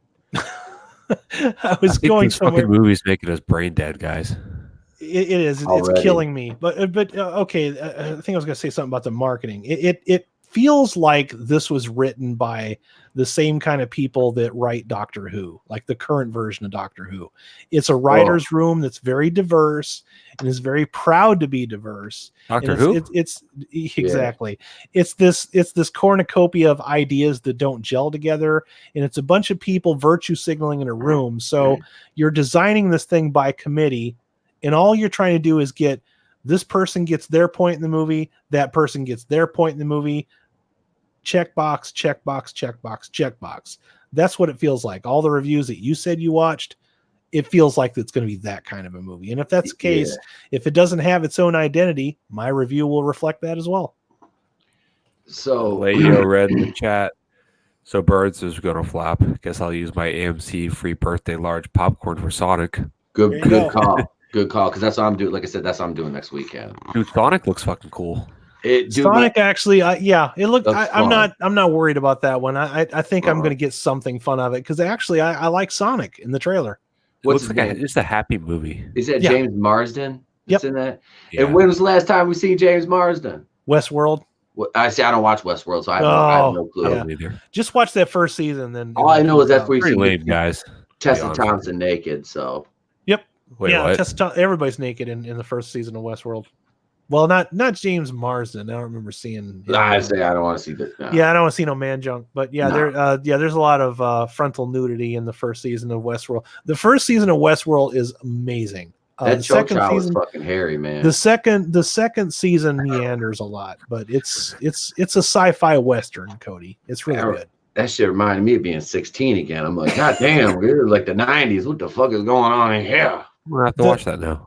The premise is you have an amusement park that's populated by androids, and you go into it reenacting scenes from the Wild West. You can kill the robots, you can fuck them, you can rape them. There's no laws here. You go in and you can beat the shit out of these robots. And so it's Sci-Fi Channel presents The Purge. Sure. Yeah. Okay, cool.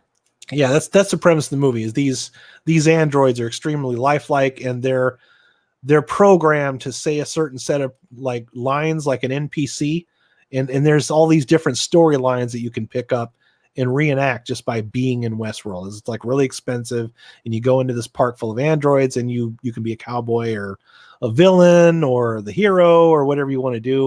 If you just get pissed off one night, get drunk, you can shoot somebody. They can't shoot you back. That's what Westworld is. Like the robots can't shoot you back. Correct. Yeah, they have guns, but they don't actually kill the people like they're not supposed to. So it's because it's written by the same guy that did Jurassic Park. So you know how he hates amusement parks. So replace the dinosaurs with people from the Old West, and that's what Westworld is. Okay. Huh. Yeah, Michael Crichton, he wrote that. Michael Crichton. I couldn't think of his name offhand. And the HBO series is phenomenal. It has Anthony Hopkins in it, and your boy, God, what the hell's his name? One that plays in James Bond, the one that plays Daniel Craig. No, the one that plays Felix Leiter. What's that guy's name? Remember Peebles from Shaft, the Shaft movie with Christian Bale? Who is that guy? I have to look him up now. I can't remember his name. He's Jeffrey Wright. That's his name. Yeah, Jeffrey Wright's in it. He's really good in it. Jeffrey Wright. I'm gonna have to look him up. Tessa Thompson's in it, but yeah, James Marsden is one of the NPCs in the movie. Speaking of NPCs, remind me, I got some funny ass videos to show you guys later. I'll bet you do. Oh no, my sister sent them to me today. They're when NPCs like realize something's going on. Okay, have you? I don't know if you ever seen them or not, but like it's when an NPC like glitches out and they figure like that something's like they don't understand what's going on. It's fucking hilarious. Sent me like 2 of them. Like they're really dark, but they're funny as shit.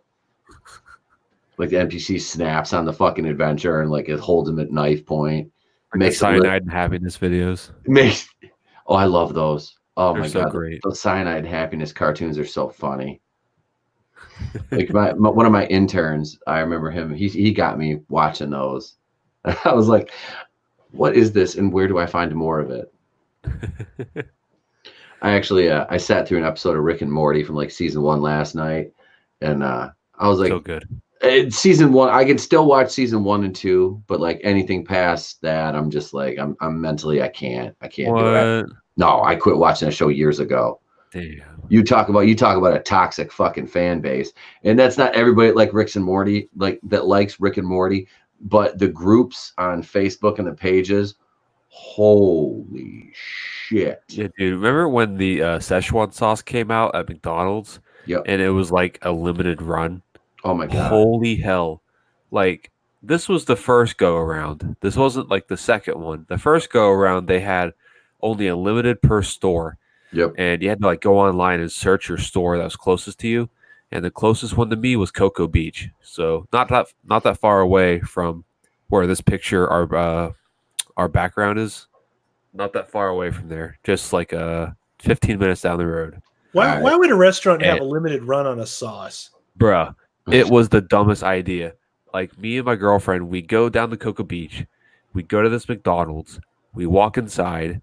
And the parking lot's packed, but it's right across the street from Ron John Surf Shop. And it's it was sunny outside. Like it was a nice day. So I'm like, okay, it's a good beach day. We go inside, bro. The line is like weaving through the fucking store. Like, holy shit. It looked like a big snake just in the building. What, for a packet of sauce? Yep. For what, dude. Chicken nuggets? Dude, yep. Everyone was like, it looked like questions. It looked like if a Hot Topic was ran strictly by freshmen in high school. Oh my god! Like, and it was like the band kids. So, oh god. So, which are pretty much band kids or theater kids or just nerds that like. So this is even worse than when Popeyes had their chicken sandwich. That nobody. Bro, it was. Well, I didn't go there fuck Popeyes. Chick-fil-A for life. Anyways, I hear you. There you go. So we get into there, and it's like these smelly ass hipster kids with like the t-shirts that they haven't washed in like a week, and they're all like Pickle Rick, and they're all like chanting fucking shit. We're like, what the fuck are we getting into? So we get in the end of the line. We're in line for maybe 5 minutes, and the lady at the register goes, "All right, guys, we're all out of sauce. We can't sell anymore. We don't have any more. So sorry." And then the whole fucking store empties. And wait, you had to buy a packet of sauce? And they're like losing it. I'm like, what is happening here? You had to buy the sauce. Yeah. Jesus Christ. Yep. This is why we can't have nice things, Cody. Yeah, the thing is, it's like, I think, if I'm correct, they were also given out like in the drive-thru, and I'm like, how is that a good move? You should have to be able to come into the store to get it. Yep. But I don't know how many they're giving out. I thought they're like, oh, never mind. They did. They gave out like a couple per. You know how they like go to McDonald's? You're like, I want a 20 piece, and they gave you like 18 sauces. They were doing that with those, and I'm like, these are limited. So I saw these like fat fuckers like sitting there with like 4 packets of sauce. I'm like, these are limited, right? You go on eBay, bro, later that day, like hundreds of dollars per Oh, packet. come on now. No, Yeah. seriously, man. They released that shit initially in the 90s when Disney released Mulan. So that Szechuan sauce came out with Mulan. And half of That's these the whole kids, gimmick of it. yeah, half of them weren't even born then. And like Alex just said in the comments, this is all over a joke that most Rick and Morty fans didn't even fucking get. Yeah, so like So this was member berries turned into a product. Yep. it was fun because it was like they have to go into Rick's memory, and these aliens are trying to get this like diagram, the blueprints basically in his head for how he Mhm. made his portal gun. So his portal gun, he's able to go to different dimensions and shit, and nobody else has it. It's like Yep. very difficult to get. So this race is trying to go inside his brain and his memories to get it. Well, Rick is like in the memory. He's going through McDonald's in the car with this alien. And then he's like, I want to get some Szechuan sauce. And they're like, yeah. And he's like, holy shit. And he's like freaking out. And he explains to the alien, he's like, back in 99 when Mulan came out. And he's like freaking out. He's like, oh my God, it's amazing. So it's just fucking stupid. But hold on. Just gonna show you here. You can get a bottle of Szechuan drizzle Chinese chili oil for $9.99 from Amazon Prime. Yeah, I was gonna say you could go into any grocery store or Chinese restaurant and get fucking Szechuan Free sauce. delivery by Friday, guys. This is the dumbest thing I ever heard. Okay, I just wanted to point that out. Yep. But yeah, so that's the gist of like the not all the fucking people who are like Rick and Morty fans. Sakes. I really feel like a boomer right now because I did not pay attention to any of that shit going on because I'm not really a Rick and Morty fan. I don't fucking watch. Like I said, I don't watch it anymore. I quit. Fuck's sakes. So like this is the alien that like is in the episode. He eats the sauce and then he goes, Rick, that's fucking good. Yep. But this was the sauce from like the second run. So after the first run, that was a disaster. They go, hey guys, let's come out with like more sauce. So they had it out for a couple months or something like that. I have a few packets of these here at my house. Oh, I just kept them. I'm like, I wonder if they're gonna be worth a lot. you could probably hawk those Obviously fuckers if they're you not. run out of money. Yeah. Cody's me saying, I got this Szechuan. It's a packet of sauce. Fuck's sakes. Of all the dumb things to waste your money on. Here, I got about 30 barbecue sauce packets in my fridge if anybody wants those. You know what? Yeah. How about the soy sauce packs they give you when you get the Chinese food? Those go right in the garbage. We don't. You ever notice that? They always give you like they they give you 3 packets of duck sauce and then 40 packets of soy. And like nobody fucking wants soy sauce, man. I'm gonna ship this. Everybody wants the duck sauce, you idiots. Yep, all the Birds of Prey fans want it. Oh, you dude. Look at this. Nathan Fillion was the alien, Alex. Yes. That was the rookie or Castle or the pilot of Did you know that did you guys know that Nathan Fillion was also in Guardians of the Galaxy? Who was he? He was the blue alien that grabs you, says, I'm gonna rub you over like Navi and jelly and just go to town. That guy. Really? That was Nathan Lane? That was Nathan Lane. Nathan Fillion. Nathan Fillion. They just altered his voice a little bit so nobody could recognize him. But yeah, that's Someone got a poster from the store. Firefly, that's what it was. Wasn't it Firefly he was in? Wasn't he the main? Yeah, Nathan Fillion was he was the main guy in Firefly. He used to be on soap operas too. That dude's been acting for a long. Nobody like. Yes, he has. He's been acting forever. Like he's not like new. Like I remember watching him in Cat. Like I used to like Castle. Oh, you liked that one? I used to watch. I couldn't get into it. I used to watch it with the wife when we first got together. Because she's into all those procedural crime drama shows. Like, because I never watched Criminal. Well, I can't say I never watched. I used to watch all of them at some point. I used to get into them, and then I got to a point where I saw so many of them, Pete, that I started like predicting them before they ended because I could I felt the same beats, and I think what got to me was the marketing strat, like the in-show market, like product placement. The product placement was getting like too over the head. The worst one I remember was the reboot of Hawaii Five-0. Like that one came out, and they had this whole big long thing where the guy's talking about Subway, like the big fat guy on there, and he's like, "Bro, it's like a fucking commercial in the show," and I'm like, "Fuck no, you, Jorge man. Garcia." Yeah, that guy. He's from Lost. Hurley. Or like they were promoting the shit out of the Surface tablets, those fucking things that nobody bought because they're crap. All right, and they're like, Bing it, And I'm like, these are cops. They're supposed to be solving a crime in the major crimes unit, and they're using a Surface tablet using Bing to fucking solve their case. Fuck you, TV show. Yeah, I'm out. No. I'm out. Like Also, if you notice that show too, and I guarantee you, once I tell you this, guys, you'll never be able to watch these procedurals ever again. If you watch something like NCIS or I do. Not so much Law and Order. Law and Order is great. Okay, I watch but like New Orleans. But like NCIS, like you watch, especially NCIS New York, I think it is. The one with LL Cool J. Yeah, the one with LA. Yeah, NCIS LA. Those shows, like one person says this many lines, then the next person says that many lines, then back to the first person. Like they keep like kind of going in a circle. It's like this pattern that puts you to sleep. It's crazy. Yeah, I like the New Orleans one because I like Scott Bakula, man. Gotcha. I really do. I like Scott Bakula, and I can't. And I even watched the original one because Mark Harmon is the man, dude. I'm sorry.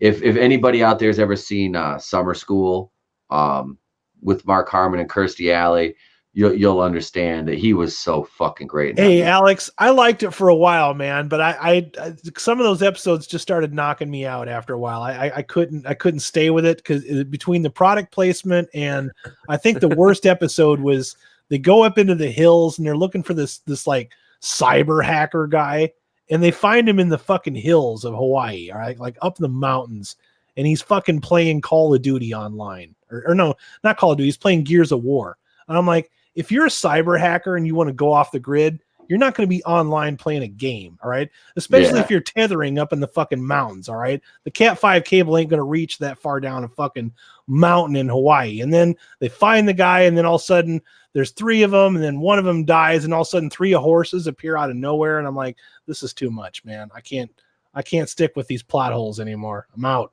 Done. He said, fuck this shit, I'm out. Fuck this shit, I'm out. That, and every time that Scott Conn and the main guy were arguing with each other in the car, and they would just drag that out for like an hour. I'm like, I just stop it, you two. You're not funny. See, I like Prodigal Son with Tom Payne. I'm gonna watch an episode of that. That's a good show. That's a really good show. He was amazing as Jesus on The Walking Dead. I was really sad to see him go, but I like him on there, and that show's really well cast. But I don't care. I like Deputy. With Steven Dorff, that's another one that I'm really into right now. And I'm guilty of one thing, Pete. Breaking Bad has ruined me on all entertainment on TV because nothing has ever quite hit that caliber again. Although there was that one, I think it was called The People versus OJ, the one that won all the Emmys. Oh, fuck. That one was badass. Yeah, and that one was really good. That's the only thing I've ever liked David Schwimmer in. Courtney Vance. That was my favorite performance by Courtney Vance ever, because when he was on Criminal Intent, I always thought he overacted a little bit too much, but he was good on that. He earned that Emmy big time. Travolta did well as very Shapiro. very rare to those shows come out though, man. Like it has to really bring it to get my attention anymore. I watched part of the Versace one, which came after that. And I was kind of hyped for that because I really followed that case when Gianni Versace got murdered. I really followed that, and just because it was such a big deal, and it was Andrew Cunanan that shot him. I couldn't get into the show. Oh, Alex is trying to come out with me with those D cuts, bro. I grew up on Hill Street Blues and NYPD Blue. All right, I could do this all day. Oh, hey, Alex is talking about dude, Ziva. Ziva was she was just back in an arc that wrapped up a couple episodes ago. She came back in this past season. Yeah, man, I still watch the original NCIS too, Alex. Oh, my dad loved that show. He watches that shit all the time. The best part about that for me was Pauly Peretti, but the problem with Pauly Peretti is people don't realize she's like emulating a goth from like 2002. Yeah, and she's like older than me. She's like 50. She's like 50 years old and dressing up like a junior high that just got kicked out of Hot Topic. She's off the show now, actually. I know, but they should have let her like change it up a little bit. I like the girl that they replaced her with. I can't think of her name. She's kind of like, she reminds me of kind of like, I don't know, she's kind of like a Black Velma. It's kind of a shame because she was the only one on that show with any genuine forensic knowledge whatsoever. Like she's the real deal. Like she knows all that shit, So it's like she's an ancillary character, but she's also the technical advisor. So no, the girl that they have on there now, she's pretty good. What's his name is obviously one of the only original characters on there, McGee. Him and Mark Harmon. Ducky still makes appearances from time to time. Dude, remember when Mark Harmon got AIDS in the 80s on what was it? Fucking St. Elsewhere? Remember that show? Yes. God, we're such boomers, dude. Yeah, I always remember him as the guy that got AIDS on St. Elsewhere. Shit. And I'm like, why did he leave the show? I'm like, what the fuck else did he do before NCIS? Nothing. I was thinking you were talking about the AIDS thing. I remember there was a story arc, and I can't remember the actor's name because the dude he's in like Chicago PD. He plays like one of the main cops on it. Real gruff guy. I can't think of his name. Like, dude looks like a cop. The actor is perfect for the role. But he played a sailor, a Navy like officer on Melrose Place, who had a little tryst with Matt Fielding, who is Doug Savant's character, who was married to Felicity Huffman on Desperate Housewives. So Doug Savant played a gay guy in Melrose Place. This is like in 1991, and he got AIDS. And it was this guy, they were kind of in a thing, and it was a big to do back then, It was a big deal on St. Elsewhere because AIDS was in its infancy, and then people didn't know what was going on. It's like, oh wow, we're doing this now. I mean that show was such a soap opera, but hey, we got Denzel Washington because of it. So if there was no St. Elsewhere, we would have no Denzel Washington. Look at Leo Red's comment talking about cop shows. Silk Stockings. I remember that show on USA. Hunter. I remember Hunter. We used to watch that. I don't remember Hunter. I know TJ Hooker. Used to watch Hunter. Used to watch Miami Vice. Simon and Simon. Yeah. Oh, Simon and Simon. I fucking love that show. Yeah. Everything was a fucking cop show. And you know what's changed? Not a damn thing. Everything still is a cop show. Alex, Miami Connection. You want some AIDS? Right? You want some AIDS? You want some AIDS? It's Freddie Mercury, the dime store Freddie Mercury. Oh my God! I can't wait to watch that movie. We haven't made that announcement yet. I'm just looking forward to watching it. I need to watch it. I tried to watch it at my house. We were having a party. I suppose I could plug it now, but we'll have to plug it again this weekend. But yeah, I'm planning on doing a watch party for Miami Connection and Samurai Cop on my birthday. That's April 11th. So Saturday, April 11th. I'm inviting some people. I'm not going to say who they are yet because they're not confirmed, but they're definitely looking into it. So that's like our co-birthday right there, because my birthday is like pretty much after that. That's why I call you my brother from another mother. I think we're like unidentical twins. We're more like the twins from the movie Twins than actual twins. Well, I'm Danny DeVito, and you're Arnold Schwarzenegger right now, right? No, I'm Danny DeVito.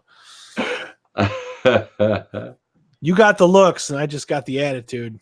There's somebody behind me with these looks you're taught. Where's these looks you speak of? They left me about 15 years ago. Whatever. Ask my wife, I'll tell you the same thing. You kids. We're boomers. What do you want? I mean, Cody's more beautiful than both of us. He is. He's a sexy son of a bitch, looking like the Jaguars quarterback. Was that Gardner Minshew? Yes. He says, yeah. No, yeah, Ruby Rose is coming out of the birthday cake, but don't tell Pete. Oh, I didn't have it muted. God damn it. Yep.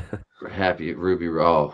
I would Happy birthday, Mr. Reviews. I would be happy as fuck with Ruby Rose jumping out of a cake. She's small enough to fit in a cake, too.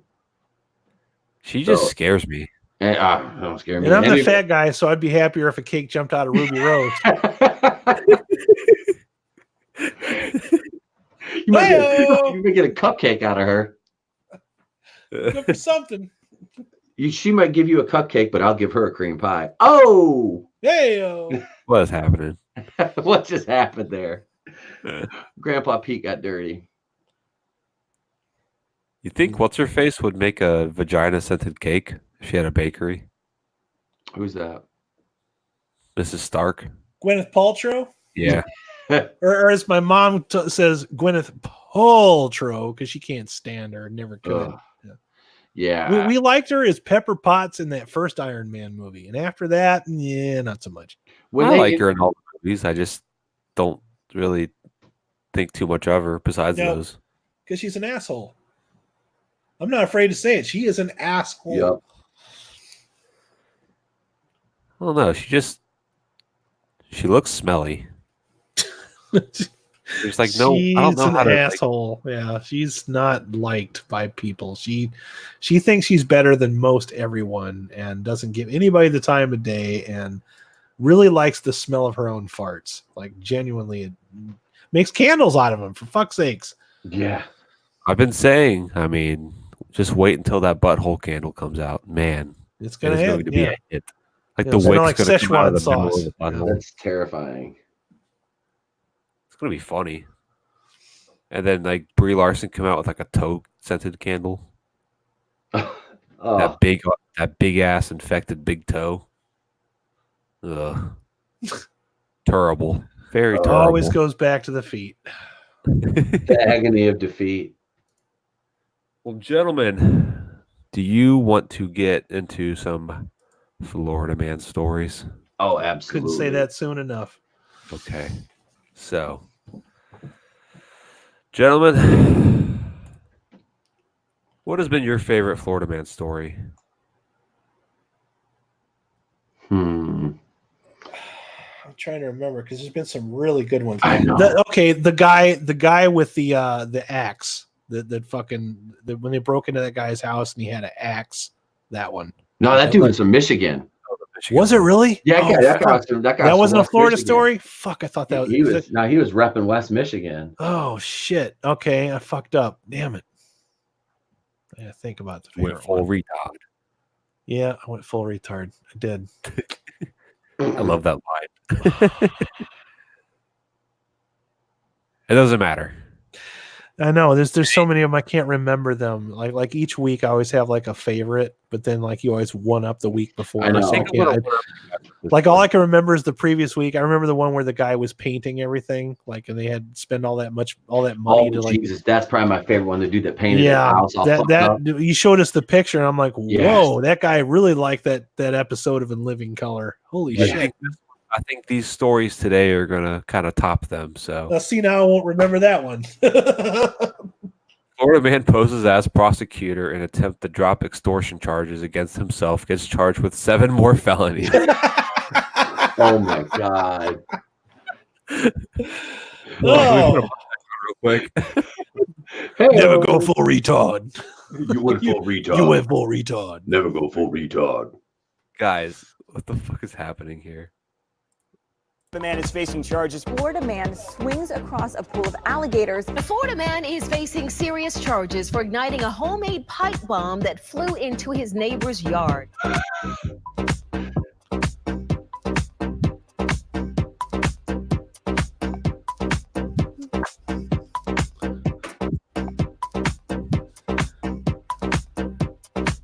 Feels like porno music.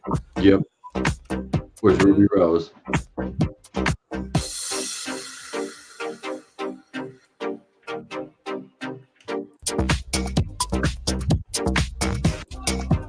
Is this like a preview video?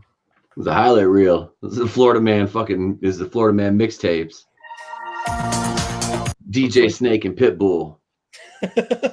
Florida man. I don't know. That sounds like some old ass techno. That's like some fucking tricky shit there. I was gonna say that's what is that? That's like some Nemesis. That's Munchies for your face. Some fucking William Orbit.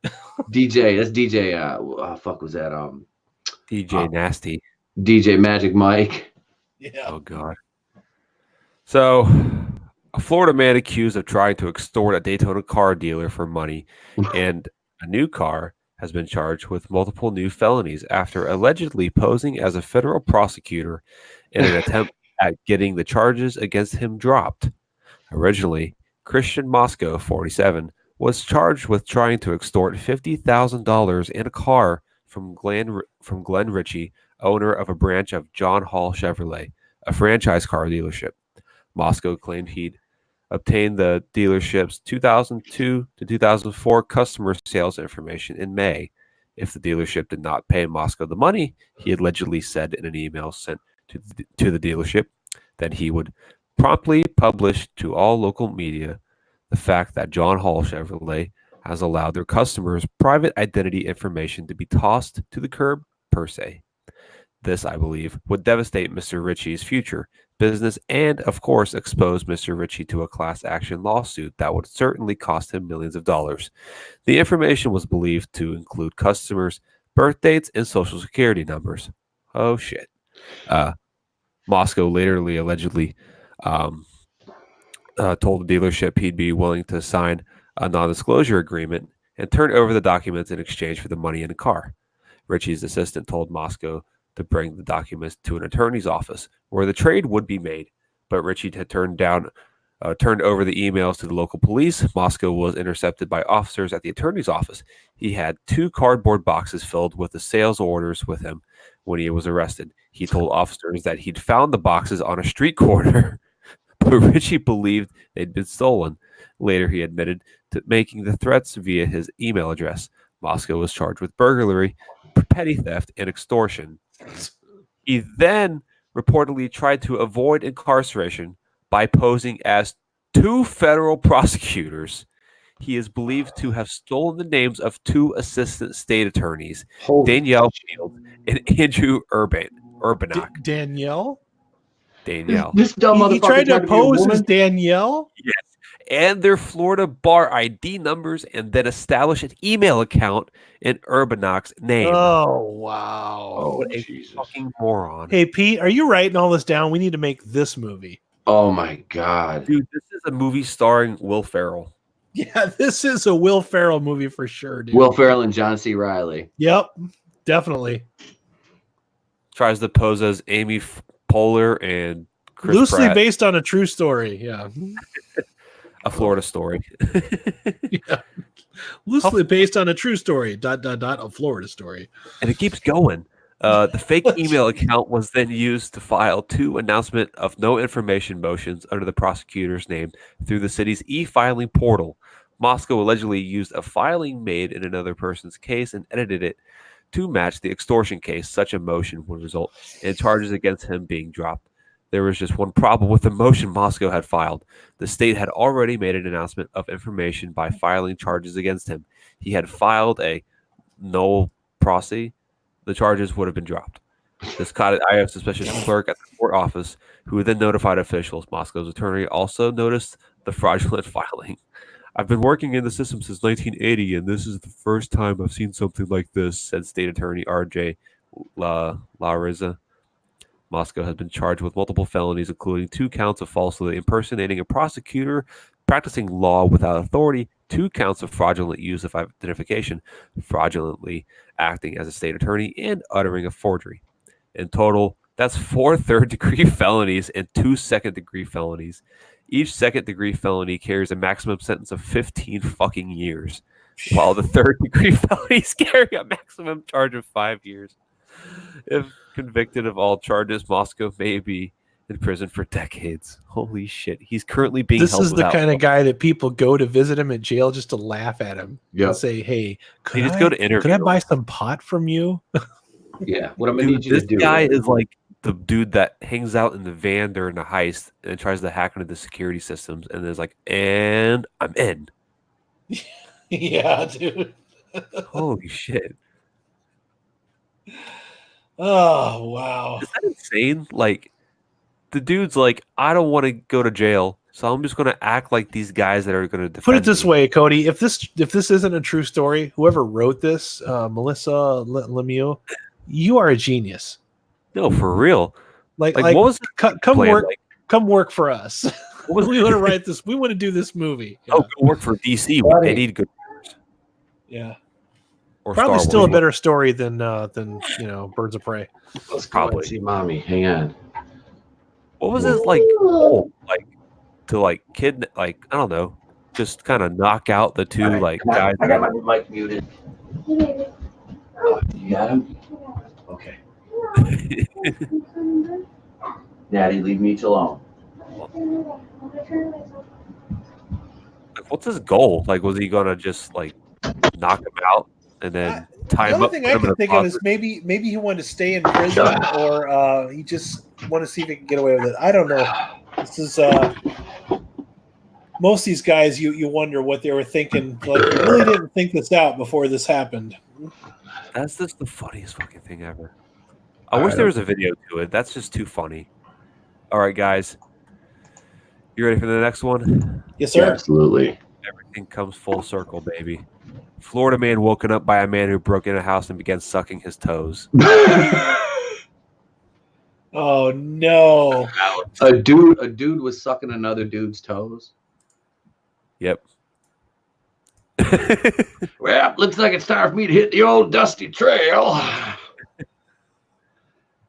Oh, make a difference in your life. They are experts Yeah, in this their is a- field, and they know exactly is that the lady from what you're going through. Brady Bunch? Melbourne Terrace. I thought it was the older version of the lady from Mars Attacks. Bat, bat. Is this guy the toe sucker? Another ad. Okay, cool. Dangers of a silent killer. Let's just pause this one.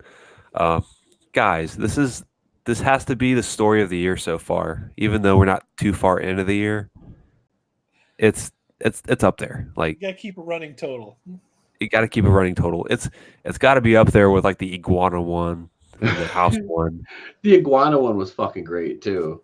It's raining iguanas. Hallelujah. It's raining iguanas. Hallelujah. Girlfriend, the county sheriff says he slapped her in the face with a cheeseburger, but that was just the start of it. They say he pulled her hair and kicked her down a flight of stairs, charged with battery. Okay, there's like an extra one, I guess. These The guy looks videos- like Keshi Tech 9. I was gonna say, was that 6x9? 6'9", that's it. Oh my God. Okay, so Florida man claims to have been woken up on Christmas Eve. Oh shit! By a home Santa, no. By a home intruder sucking on his toes, according to the police report. The unnamed. Oh God, I'm glad they didn't name him. That would have been awful. The unnamed 20-year-old man in Bradenton, Florida, told police that he was soundly asleep when the sensation of a man sucking his toes snapped him Wait, out of his did he say slumber. the sensation? That's Sensation. not how I would describe it. How did they know it was a guy? Mustache. Yeah, his beard was tickling his Beard was toes. tickling his feet. Why is this fucking like rug on my toes? Yeah, what the fuck? According to the documents obtained by the smoking gun, police responded to reports of a burglary were the first to be told details of the bizarre incident. In quote, the victim asked the suspect what he was doing and told him that he did not have any money. The suspect told him he was there to suck toes. Said an officer in the police report in which the unidentified suspect's gender has been redacted. The man apparently did not appreciate the fact that his toes were unexpectedly lodged in a stranger's mouth, responding with a violent barrage that brought the toe sucking to a halt, forced the intruder away from the house. Oh, that's a Quentin Tarantino movie waiting to happen. Oh my God. Quentin's gonna victim- make that movie. Oh God. After this, we're going to have to cast this movie. The victim proceeded to punch the suspect in the mouth and force him out of the bedroom and outside the yard, says the report. While he was forcing him out, the suspect told the victim that he had a gun and then attempted to fondle the victim's genital area. Oh God. The gun was never seen during the altercation. Apparently unfazed by the assailant's gun threat, the man continued to successfully fight off his attacker, punching him across the face for approximately 30 seconds. After finally wearing down the toe sucker, the man was able to return inside his home and call the police. I can't However, adult the anymore. intruder was Help. seemingly unwilling to give up his attack at that point. I need an adult. I need an adult. Why? Why, Lord? Why? Motherfucker, I don't want your money. I'm just here to suck those toes. Wait, what the fuck did you just say to me? I'd rather have you take my money. Toes. I remember, so it seems like I was in high school. There was a story, like an ongoing story about a toe sucker that was going around. I just remember this was like, we just talked about this for weeks and weeks and weeks and weeks and weeks. Yeah, there was a serial toe sucker going around in I grew up in Chicago, Midwest, and suburbs like Joliet, Plainfield, Aurora, that area. They were going around. They were making the rounds and sneaking into houses and sucking toes. I wonder if this is the same person or a descendant of the infamous toe sucker. They're a descendant of the Joliet toe sucker. Yeah, the Joliet toe sucker. I remember that was a thing. Well, hey, you're from Chicago and you moved. It was like an urban legend, dude. An urban legend. We got the man with the hook and then the Joliet toe sucker. The Joliet toe sucker. Yeah, those are the kind of urban legends that Joliet can afford. Yeah, we have a toe sucker. So we've got Toe Sucking, the movie directed by Quentin Tarantino.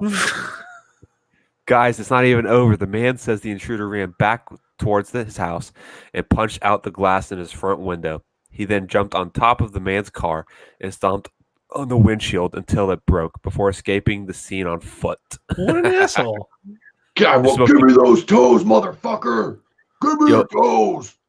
The Smoking Gun reported they spoke with the victim, who claims that he heard his hands hitting the intruder. He described the suspect as approximately 5'11", black male between the ages of 20 to 25 with a shaved head. In addition to the sexual assault, he is said to have caused over $1,000 in physical damage to the man's home and property. After the attack, the police attempted to track down the toe sucker using dogs, but their efforts proved fruitless. Toe sniffing dogs. Yeah, the DNA evidence was collected, and authorities are still looking for the assailant. He's on the fucking loose, guys. They hope to charge him with felony burglary, with assault and battery and criminal mischief. I'm locking my windows. Sleep with socks on tonight, boys. Sleep with socks on tonight. Oh my God. Cody and Adam, I'm gonna need you to well, actually, Pete, if you're in Florida, like in the months of January and February, you sleep with socks on anyway because it gets kind of cold at night sometimes. I don't motherfucker wear socks here. Leo Red knows Joliet. Yeah, I see that. Yeah, it's reminds of toilet. Yeah, it does. There's a reason for that. Yeah. Well, he's from that. He's from around that area. Yeah, he's still there, I believe. Yeah. Yeah. I left it for a myriad of reasons, but I went to Chicago last year. I want to say it was March. I just drove down for the day. I'll tell you what, I liked it more when I was younger, and I used to go to Chicago frequently, and I saw a lot of concerts between 92 and 2000. But when I got older, it became increasingly harder to, one, find bands that I was still interested in, two, actually get to Chicago. Like the driving is just atrocious there. Oh, fuck, dude. And even if you can drive there, the parking is even infinitely worse. Because there was a time where I could go and see Faith No More at the Aragon Ballroom in 1992, park on the fucking street for like $5. See that show, get a t-shirt for, bought the ticket for $17.50, bought the t-shirt for like $27.50, had a good time to talk about it. Those days are long gone. So. Well, fingers crossed, I might be going to see Mac 10, Dub C, and Too Short in May. I'm stoked, man. If I see any concert this year, it's probably going to be the Ministry, KMFDM, and Frontline Assembly are all on the same show, and that's like a dream ticket right there. But I might go. This was supposed to be, I think, in Orlando. I'm not gonna lie. The only one of those bands I've heard of is Ministry. Oh yeah, okay. That's more industrial style, right? They're all similar in style. So I'm not. Ministry is the more metal of the three, but all three of them have had guitars at some point. All right, yeah, I'm not too familiar with that kind of music, to be honest. I never really was. That's the shit I live for. I know. But I like a lot of metal too, though, dude. Yeah, I'm that old school rap though, dude. If I could see Dub C and Mac 10, especially fucking Too Short, man. I grew up on Shorty the Pimp. I'm happy to say I've seen most of my favorite rappers, with the exception of the Wu-Tang Clan and Kendrick Lamar. If I could see those two guys, that'd be great. But otherwise, and even so, like the new Wu-Tang Clan, not so much. But like the Wu-Tang Clan back in 1995, yeah, dude. That was a hell of an ensemble right there. Dude. For one, I would not be allowed into that concert because of my skin color. But second of all, I would get killed at that motherfucker. No, man. I went to a DMX fucking concert, dude. Chicago's got a little bit different standards for the concerts. I mean, I didn't have any trouble at like Ice Cube or Cypress Hill, but sometimes I'm not trying to be racist, man. You're just not allowed. You know what I'm saying? So It depends on what venue you go to too. Depends the venue, yeah. It depends on the band and it depends on the venue. Like if Ice Cube was pretty safe. Cypress Hill was crazy. I went to see Cypress Hill in 2000. Yeah. Or no, 98. 98. So it was Cypress Hill, Bone, Gangstar, and the Black Eyed Peas before Fergie. But like what I'm getting at Wu-Tang, they were like so underground, like you would not be allowed in that club. You know what I mean? Like you just would not be allowed to even walk in there. So if they ever played Chicago at all. Fucking Alex's Pizza Billie Eilish type. I didn't even know who the fuck Billie Eilish was or what it looked like until the Grammys when they showed that thing. Billie Eilish. Yeah, very, very talented, but I didn't watch the Grammys this year. I'm letting my boomer on when I don't know what the fuck's going on. She looks like an 03 like Hot Topic model. Yep. The only time I buy any new music is when any of the artists that I've mentioned earlier in this stream put out new material. Otherwise, I could care less. Kendrick Lamar or Eminem, if they put out something new, I'll usually check it out. But otherwise, I couldn't care less. Leo Red says, I've seen Twister and Kanye. Twister would have been fucking badass. I would love to see Twister in concert. I still have his bunch of his old CDs. Now that's is Kanye, is he originally Twister's from Chicago? Is Kanye originally from Chicago too? I can't remember. No, hell no. Where's he originally from? I don't know, but it ain't Chicago. I couldn't remember if it was Chicago. Now I know Twister is though. That's definitely his stomping grounds.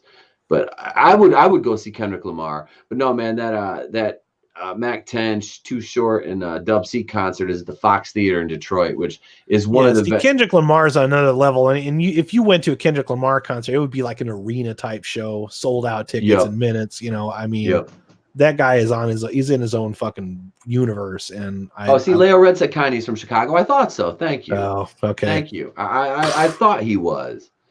See, welcome back. I used to listen to Kanye was fucking fire back in the day up until he got with Kim Kardashian. His music, fucking Through the Wire and oh man, I still have was it College Dropout? All them old ass fucking discs he released. I still have all those.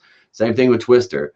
That was some good shit. I Can't Tell Me Nothing by Kanye West was my ring entrance for like 2 years.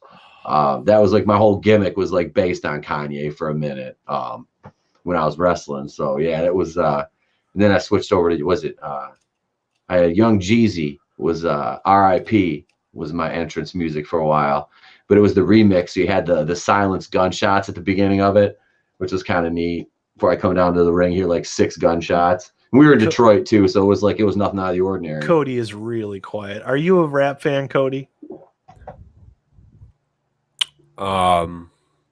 There's Weird Al Yankovic count.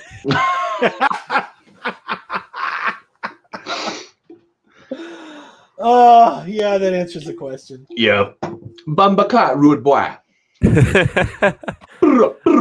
I'm more of a rock kind of guy. I listen to rock too. Been living in an Amish paradise. The last like fucking 3 concerts I've been to were all rock, except for I went to see was it Garth Brooks back in 2016? Just because I haven't seen a concert since 2014. It was Combi Christ. I don't even know what that is. Industrial shit. Just an FYI. Garth Brooks and Tom Segura look so much alike. It's terrifying. Chris Gaines. You guys know who Tom Segura is? Tom Segura. I've heard that name. He's my favorite comedian, dude. He's so. He's a comedian. Okay, I was like, I feel like I know that name. I've probably seen him on TV or something. Let's see if I can find a picture of the two of them. They look alike, and it's really fucking weird. Fucking Garth Brooks sold out. Like, was it 4? They added another day to his tour in Grand Rapids because his shows, all 3 of them, and he did like a 7 o'clock till 10 o'clock show, and then it was like an 11 o'clock until 2 o'clock, and we went to the 11 o'clock show, and he played until like 4 in the morning. Like I was like, God damn, man, he was fucking. It was good, but like, hey Cody, did you enjoy the Shakira and Jennifer Lopez halftime show at the Super Bowl? Because I didn't watch it. I sure did. aesthetically, fuck yeah. I thought it Shakira's was cool. gorgeous.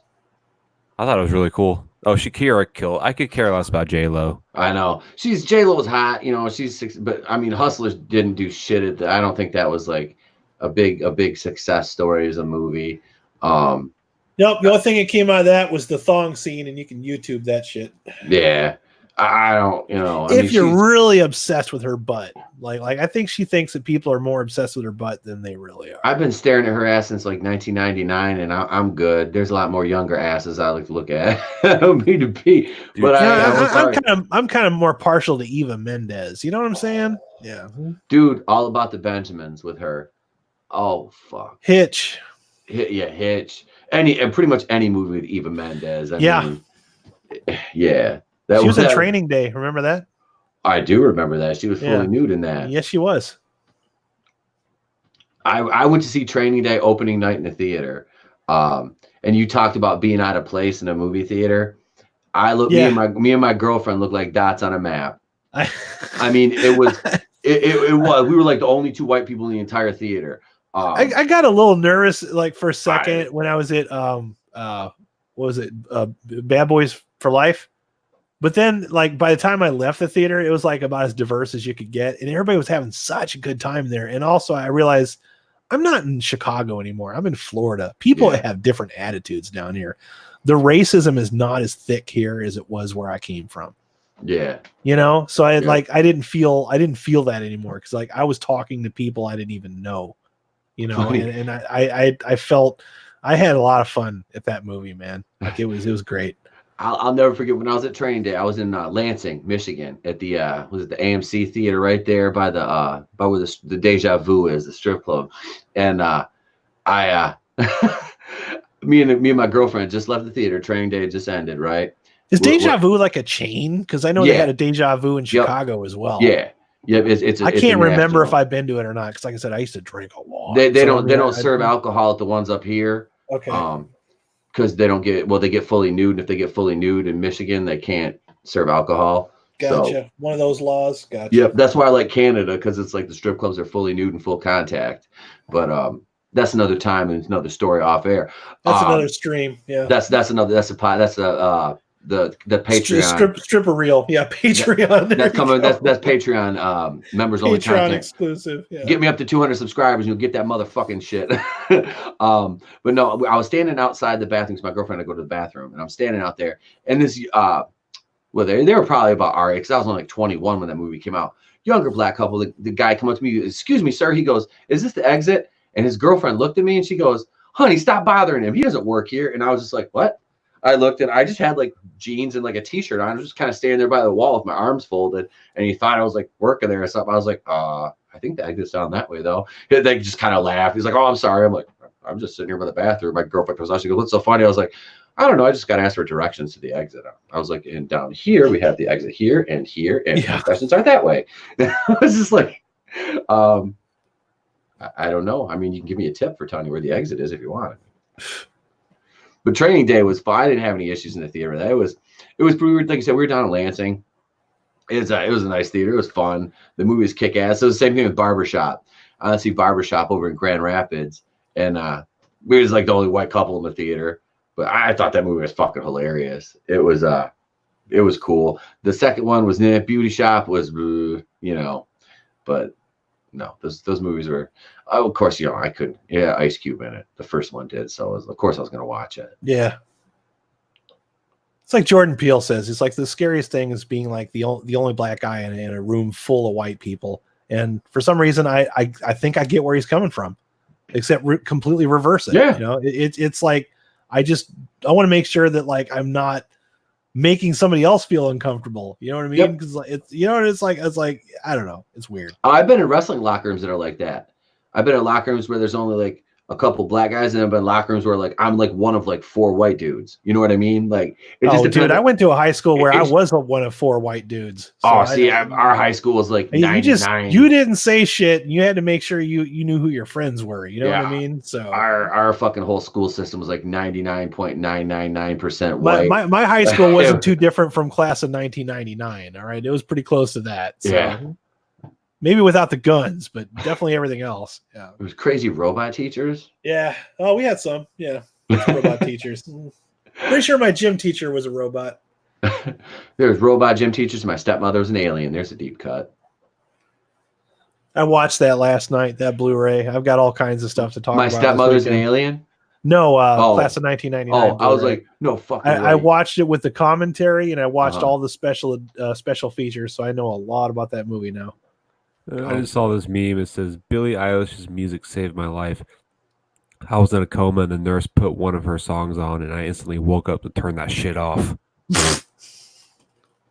I know everybody's like, she has such a beautiful voice. I'm like, I can't listen to it. For me, that would be Janis Joplin. I go out of my way to turn the radio off. And I listen to a classic rock station when I drive around. And for some reason, this station plays way too much Billy Joel and Journey. And I will reach over and turn the radio off.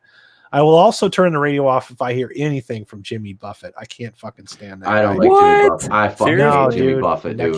I can't do it. I'm right there with you. I fucking hate him. Listen to Margaritaville ever again. I can't stand it. I don't know why. It just drives me insane. But I'm not a Jimmy Buffett guy. I'm a Coconut If I had to guy. choose between Jimmy Buffett and Janis Joplin, I would definitely take Jimmy Buffett because Janis Joplin drives me insane. But yeah, the radio station plays way too much Billy Joel and Journey.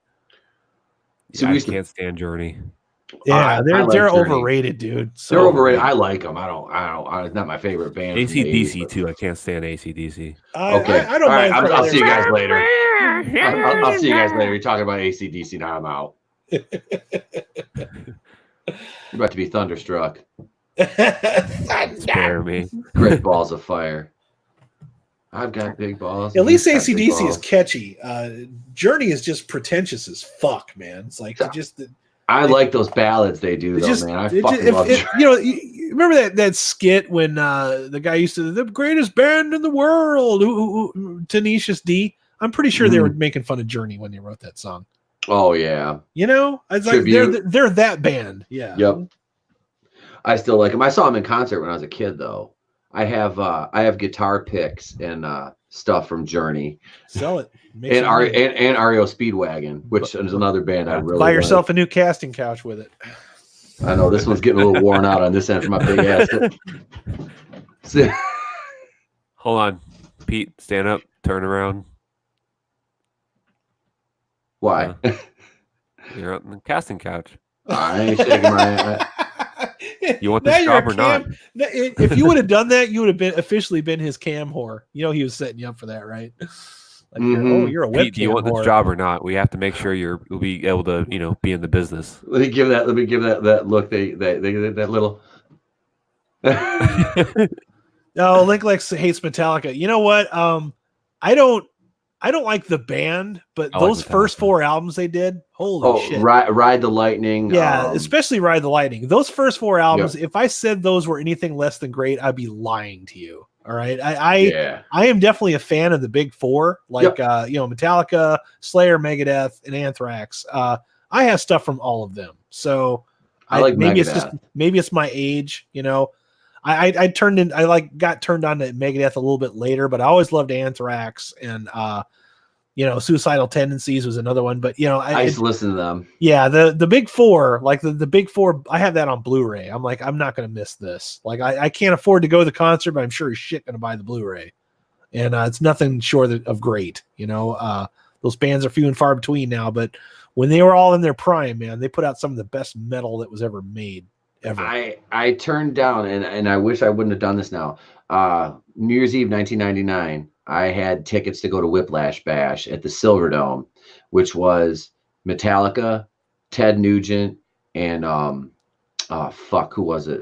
Kid Rock. I've seen Ted Nugent, dude. He sucks. And it was Kid Rock. Sucks so bad live. He's terrible. And that's the things I like Nugent's music, but Nugent has no concept of audio checks. Like I wouldn't. He is 150% treble and hot air. I fucking hate Ted Nugent. I think I beat you guys with like one of the worst and most annoying people ever. Bob Dylan. Concerts? Oh, Bob Dylan? Yeah, dude. I don't know. I wouldn't want to see him either, man. No. That's like going to see Randy Newman in concert. The only song that I ever liked by him, there's two songs he ever did, Bob Dylan, that I ever liked, and that was Lay Lady Lay and his version of Knocking on Heaven's Door, and only because both of those songs, his voice is heavily processed. Yep. Because his voice is an acquired taste, man, and I don't know who it's for, honestly. Because I heard his concerts are like stinkers. What is that other one? Oh shit, it's kind of like Bob Dylan. Doesn't he sing Everybody Must Get Stoned? Isn't that Bob Dylan? Rainy Day Woman. Yeah, no, that's not Bob. Yeah, I think that might be Bob. That is Dylan. Bob Dylan. Yeah, I've karaoke'd that with my boy before. But yeah, that I like that's one of the songs. I'm not a big Bob Dylan fan, but Alex says I fucking hate Ted Nugent even more than Taika Waititi. I don't, like I said, I don't give a shit about Ted Nugent personally. I don't mind his music. Like, he's got a couple songs. Like, I like Stranglehold and Stranglehold, Cat Scratch Fever. I've got the Cat Scratch Fever vinyl. I bought that at a garage sale. I was out in Ypsilanti. I bought that at a garage sale. You got the Cat Scratch Fever in your pants. Well, that I had to go to the clinic for that. That's another story off air. That's Patreon though, right there. You got to pay for those stories. You motherfuckers got to remember, I was in professional wrestling for 9 years. I got some stories, but you don't have to pay to get them out of me. Animal stories. And you got to sign the NDA too. As soon as I tell them, before I tell them to, you got to sign NDAs. I'll fax them over to you. I mean, I'm not opposed to that. Oh no, I except for the whole NDA thing, I ain't signing shit. I ain't telling no stories now. We're friends. Come on. All right, look, off air. Look, goddamn it.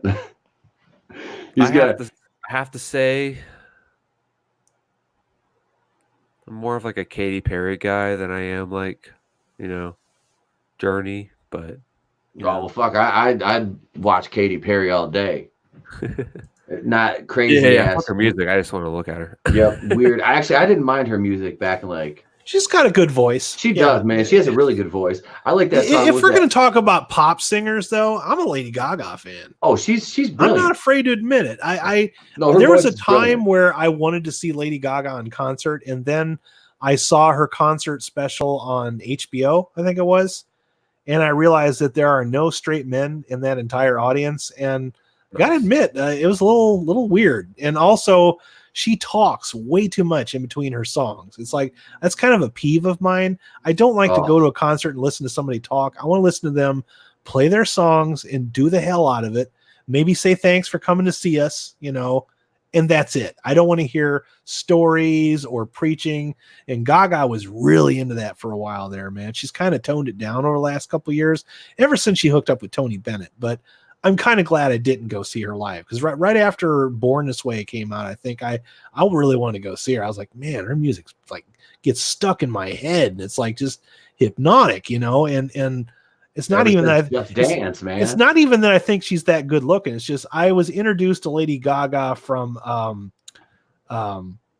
what's the song that she did? The video. Oh God. The first one in 2006 was Just No, Dance. It wasn't Just Dance. It was Bad Romance. I saw the video for Bad Romance, and I noticed that she did a lot of things that Elton John and David Bowie used to do. Mm-hmm. Like, she was almost reading from their playbook. Yeah. And I'm like, she's just doing David Bowie, but damn, she sounds really good at it. Like, she's making catchy songs. She's using the whole like shtick where, do really goofy things out so that you get noticed, because she probably thinks she's too boring. Elton John used to do that shit with the outfits and everything. But I like her. I do. I think she's got a lot of talent. I wish she would just do like just one piano album. Closest thing we got to it was the last one that she did, but it kind of wasn't really a piano album. It was a really depressing album. So. Wasn't that all the stuff from like A Star Is Born though? No, it was before that. It was it was based on an aunt she had that passed away. Joanne, I think it was called. Yeah, it wasn't very good. Yeah, it's not bad. It just wasn't great. Like compared to like previous albums, My favorite Lady Gaga song, and it's so it's one of it's I don't know. I like what the hell is it called? Love Game. That is like it's got the I like the beat to it, and I just her really shit think that- sticks in your head, man. She knew what she was doing. Like she's, it. That's why I thought it was funny. Born This Way copies so much from Express Yourself, Madonna, the point to where they were feuding, and I'm like, yeah, she is imitating you. Like she has a case here, but damn if they don't both sound good. Imitation is the most sincere form of flattery, man. Truth. Let's see what Lick 7 said. Lady Gaga saved American Horror Story for me. I loved her in Hotel. Dude, that whole when that season started out with that 4-way with her and them other people, and she's butt ass naked, all that blood. I don't know. That was something about that was sexy. I don't know. She's gonna solidify herself as a serious actor, and I'm hearing that the next thing that she's gonna be in is Little Shop of Horrors. I can't wait to see that movie. Who is she playing in that? She's gonna play the girl in Little Shop of Horrors. Yeah, which will probably be the protagonist, the main protagonist in this version. Could be, but I'm still oddly. If it was okay Lady with Gaga, I don't think I would mind too much though, because she's talented as fuck. Well, that's just it. She can sing, so at least you hired somebody to be in a musical that can sing. How many musicals have come out in the last couple of years where there's people in them that really can't sing? Yeah, but what about who's going to be? But I'm your dentist. Who's going to be the Steve Martin role, man? Because that right there, that role is so integral to that entire movie. And evil dentists just don't grow on trees. You know what I want to see though? I want to see a Footloose remake, but instead of the guy, and this is the only time I'm going to vouch for having a female lead replacing a male lead, having Shakira play the main lead. And everybody goes, "You can't dance," and she goes, "Watch." And the whole fucking movie, she's trying to prove to them that she can dance, and she just shakes her ass the whole time. Take my money. That sounds pretty close to that movie. Hello. She just fucking sounds pretty close to that movie that they describe in the fucking what is it? The Office Space guy movie. Stapler. Has anybody seen my stapler? Is it red stapler? No, not that one. What's the one I'm thinking of? The movie where they're just watching an ass for 2 hours. What's that fucking movie? What's that from? Damn it. Idiocracy. It sounds like the movie they're describing in Idiocracy. It's like the best movie is the movie called Ass, where it's just ass for 90 minutes, just an ass like farting, and it's like, yeah. That's it sounds kind of like that, Cody. I just want that movie made, and then like the whole time you don't need to. We live in that movie. Everybody lives in the Idiocracy movie. Yep. Everybody's just like, you still don't have it. She's like, watch me, and they're like, will be our next president, dude. That movie will be made. Okay, it's probably the best movie I've ever seen. Tremendously the best movie ever. It is tremendously the best. It'll do bigly. It'll do bigly at the box office. Huge. It's going to be huge. Okay, no movie will be ever as big. Okay, not even The Force Awakens or Avatar or whatever, the Endgame. Okay, listen, it will never be as good. Listen, I will have Billie Eilish do the score for this movie. Okay, do y'all hear me? J-Lo will do the choreography. Listen to me. Listen to my words. Okay, Chris Pratt will be the love interest. Got it? Okay. Is he going to be Owen or Star-Lord or... He's going to be... Andy? He's going to be Andy. He's going to be Andy. I want to see Chris Pratt play Andy Dwyer as Star-Lord. He's just going to shit himself the whole movie. Falls in a fucking giant pit. I fell in the hole. We need to have a fundraiser. Where's little Sebastian? Little Sebastian! Little Sebastian! We got a hologram of little Sebastian. Oh, I love that fucking show so much. All right, gentlemen, I think it's time to wrap it up. So everybody in the chat, thank you so much for hanging out with us. Linkalex 11 or 7, I mean. Linkalex 11 sounds cooler. Linkalex 711. Oh, thank heaven. 711. Oh, thank heaven. Flare X. Oh, Slurpee. Linkalex 7 plays 11 in the next season of Stranger Things. Oh God.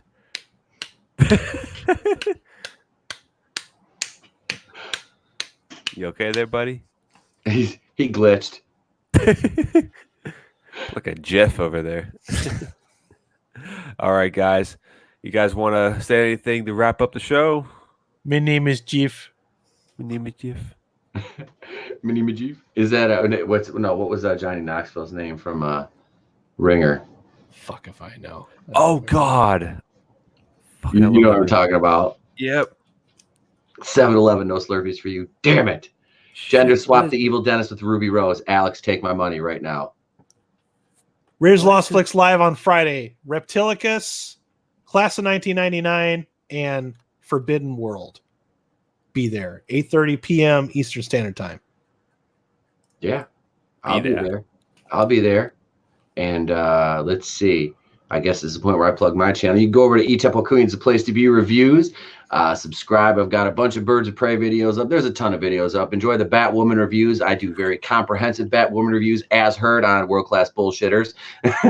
I've been endorsed as the Batwoman reviewer, apparently. So go show the boys some love over there. Check out the Batwoman reviews. There was none this week, but Cleveland Brown made a guest spot on my channel, and he reviewed Avenging Force. And next week, I heard he'll be doing Class of 1999. Just something I heard. And I've also got another one lined up for him to do the week after, which I've already picked my movie for next week for the Friday night show, Raiders of Lost Flicks Live. So I'm working ahead here, Adam, because my reviews have to be so comprehensive now. Because I set the bar You high. raise a standard that nobody can achieve now. So I set the bar high for my. I still have to do all my notes. homework on Forbidden World, and I still haven't seen Reptilicus yet. So I have to watch that tonight. I have to get off of this stream right after this so that I can get back to work. I'm watching Reptilicus tonight, actually, too. Yep, so. same. Yep, I'm going to watch that one. I'm going to do Forbidden World tomorrow, and I will watch Class of 1999 again on Friday and take notes during the day. So, yeah, and like I said, you can follow me on Twitter at N80Pete or at the place to be RE1, on Instagram at TB2BR, Facebook, the official Place to Be Reviews fan page. That's our private group. And we have the Place to Be Reviews page over there. If you're really old school and you want to get a hold of me, the Place to Be Reviews at mail.com. Other than that, well, you can find me right on the YouTube channel live Mondays. You can find me Boardroom Wednesdays, either on Raiders of the Lost Flicks, Goober Brothers Entertainment, or my channel. Friday nights, I'm always on Raiders of the Lost Flicks Live. You know that. And Saturday nights, we do some watch parties. And we'll have another one coming up on my channel here pretty soon. Probably be shooting for later in February for that. We'll be watching a movie from 1997 called Mean Guns, starring Highlander's own Christopher Lambert and Ice-T. So, yeah, a lot of fun. Cool. Thanks. And mention to 2 Cent Toys, Sal going to be with us tonight. He's got work, so. But he did provide the thumbnail, so He we did should provide that. the thumbnail. That way, he's always here in spirit because he does all those thumbnails. He made those custom figures of us, and all I do is add the captions and the little fonts. But he does the posing, and then I usually make a story out of whatever ridiculous shit he comes up with. So, and I love all of it. I love what I do. Everyone go sub to their channel, guys. Everybody on here does really good work. And I'm the slacker of the group. So with that being said, go sub to my channel. But he works full time and he has a girlfriend. So there is that. Yeah. That is true. Everybody go sub to my channel as well, if you could. I'm going to be doing some stuff somewhat soon. I want to try to make some time for it. And I want to do a watch party really bad for Star Wars. So also, I want to give a mention to Adjust the Mic podcast. My buddy Scott here in my town of Titusville, Florida, he does a podcast that's on Apple or iTunes podcast. If you guys want to go check them out, they do really good work, and they have a lot of fun with their show. They do a lot of their shows. Recently, they've been doing them at different breweries around the area. So if you guys go check them out. Thank you all for tuning in tonight to the Boardroom. This is episode whatever. I don't know. We just put the dates on here now. Yep. So everyone, have a great night. Have a pleasant tomorrow, as Pete says. And may the force be with you. Don't break into my house and suck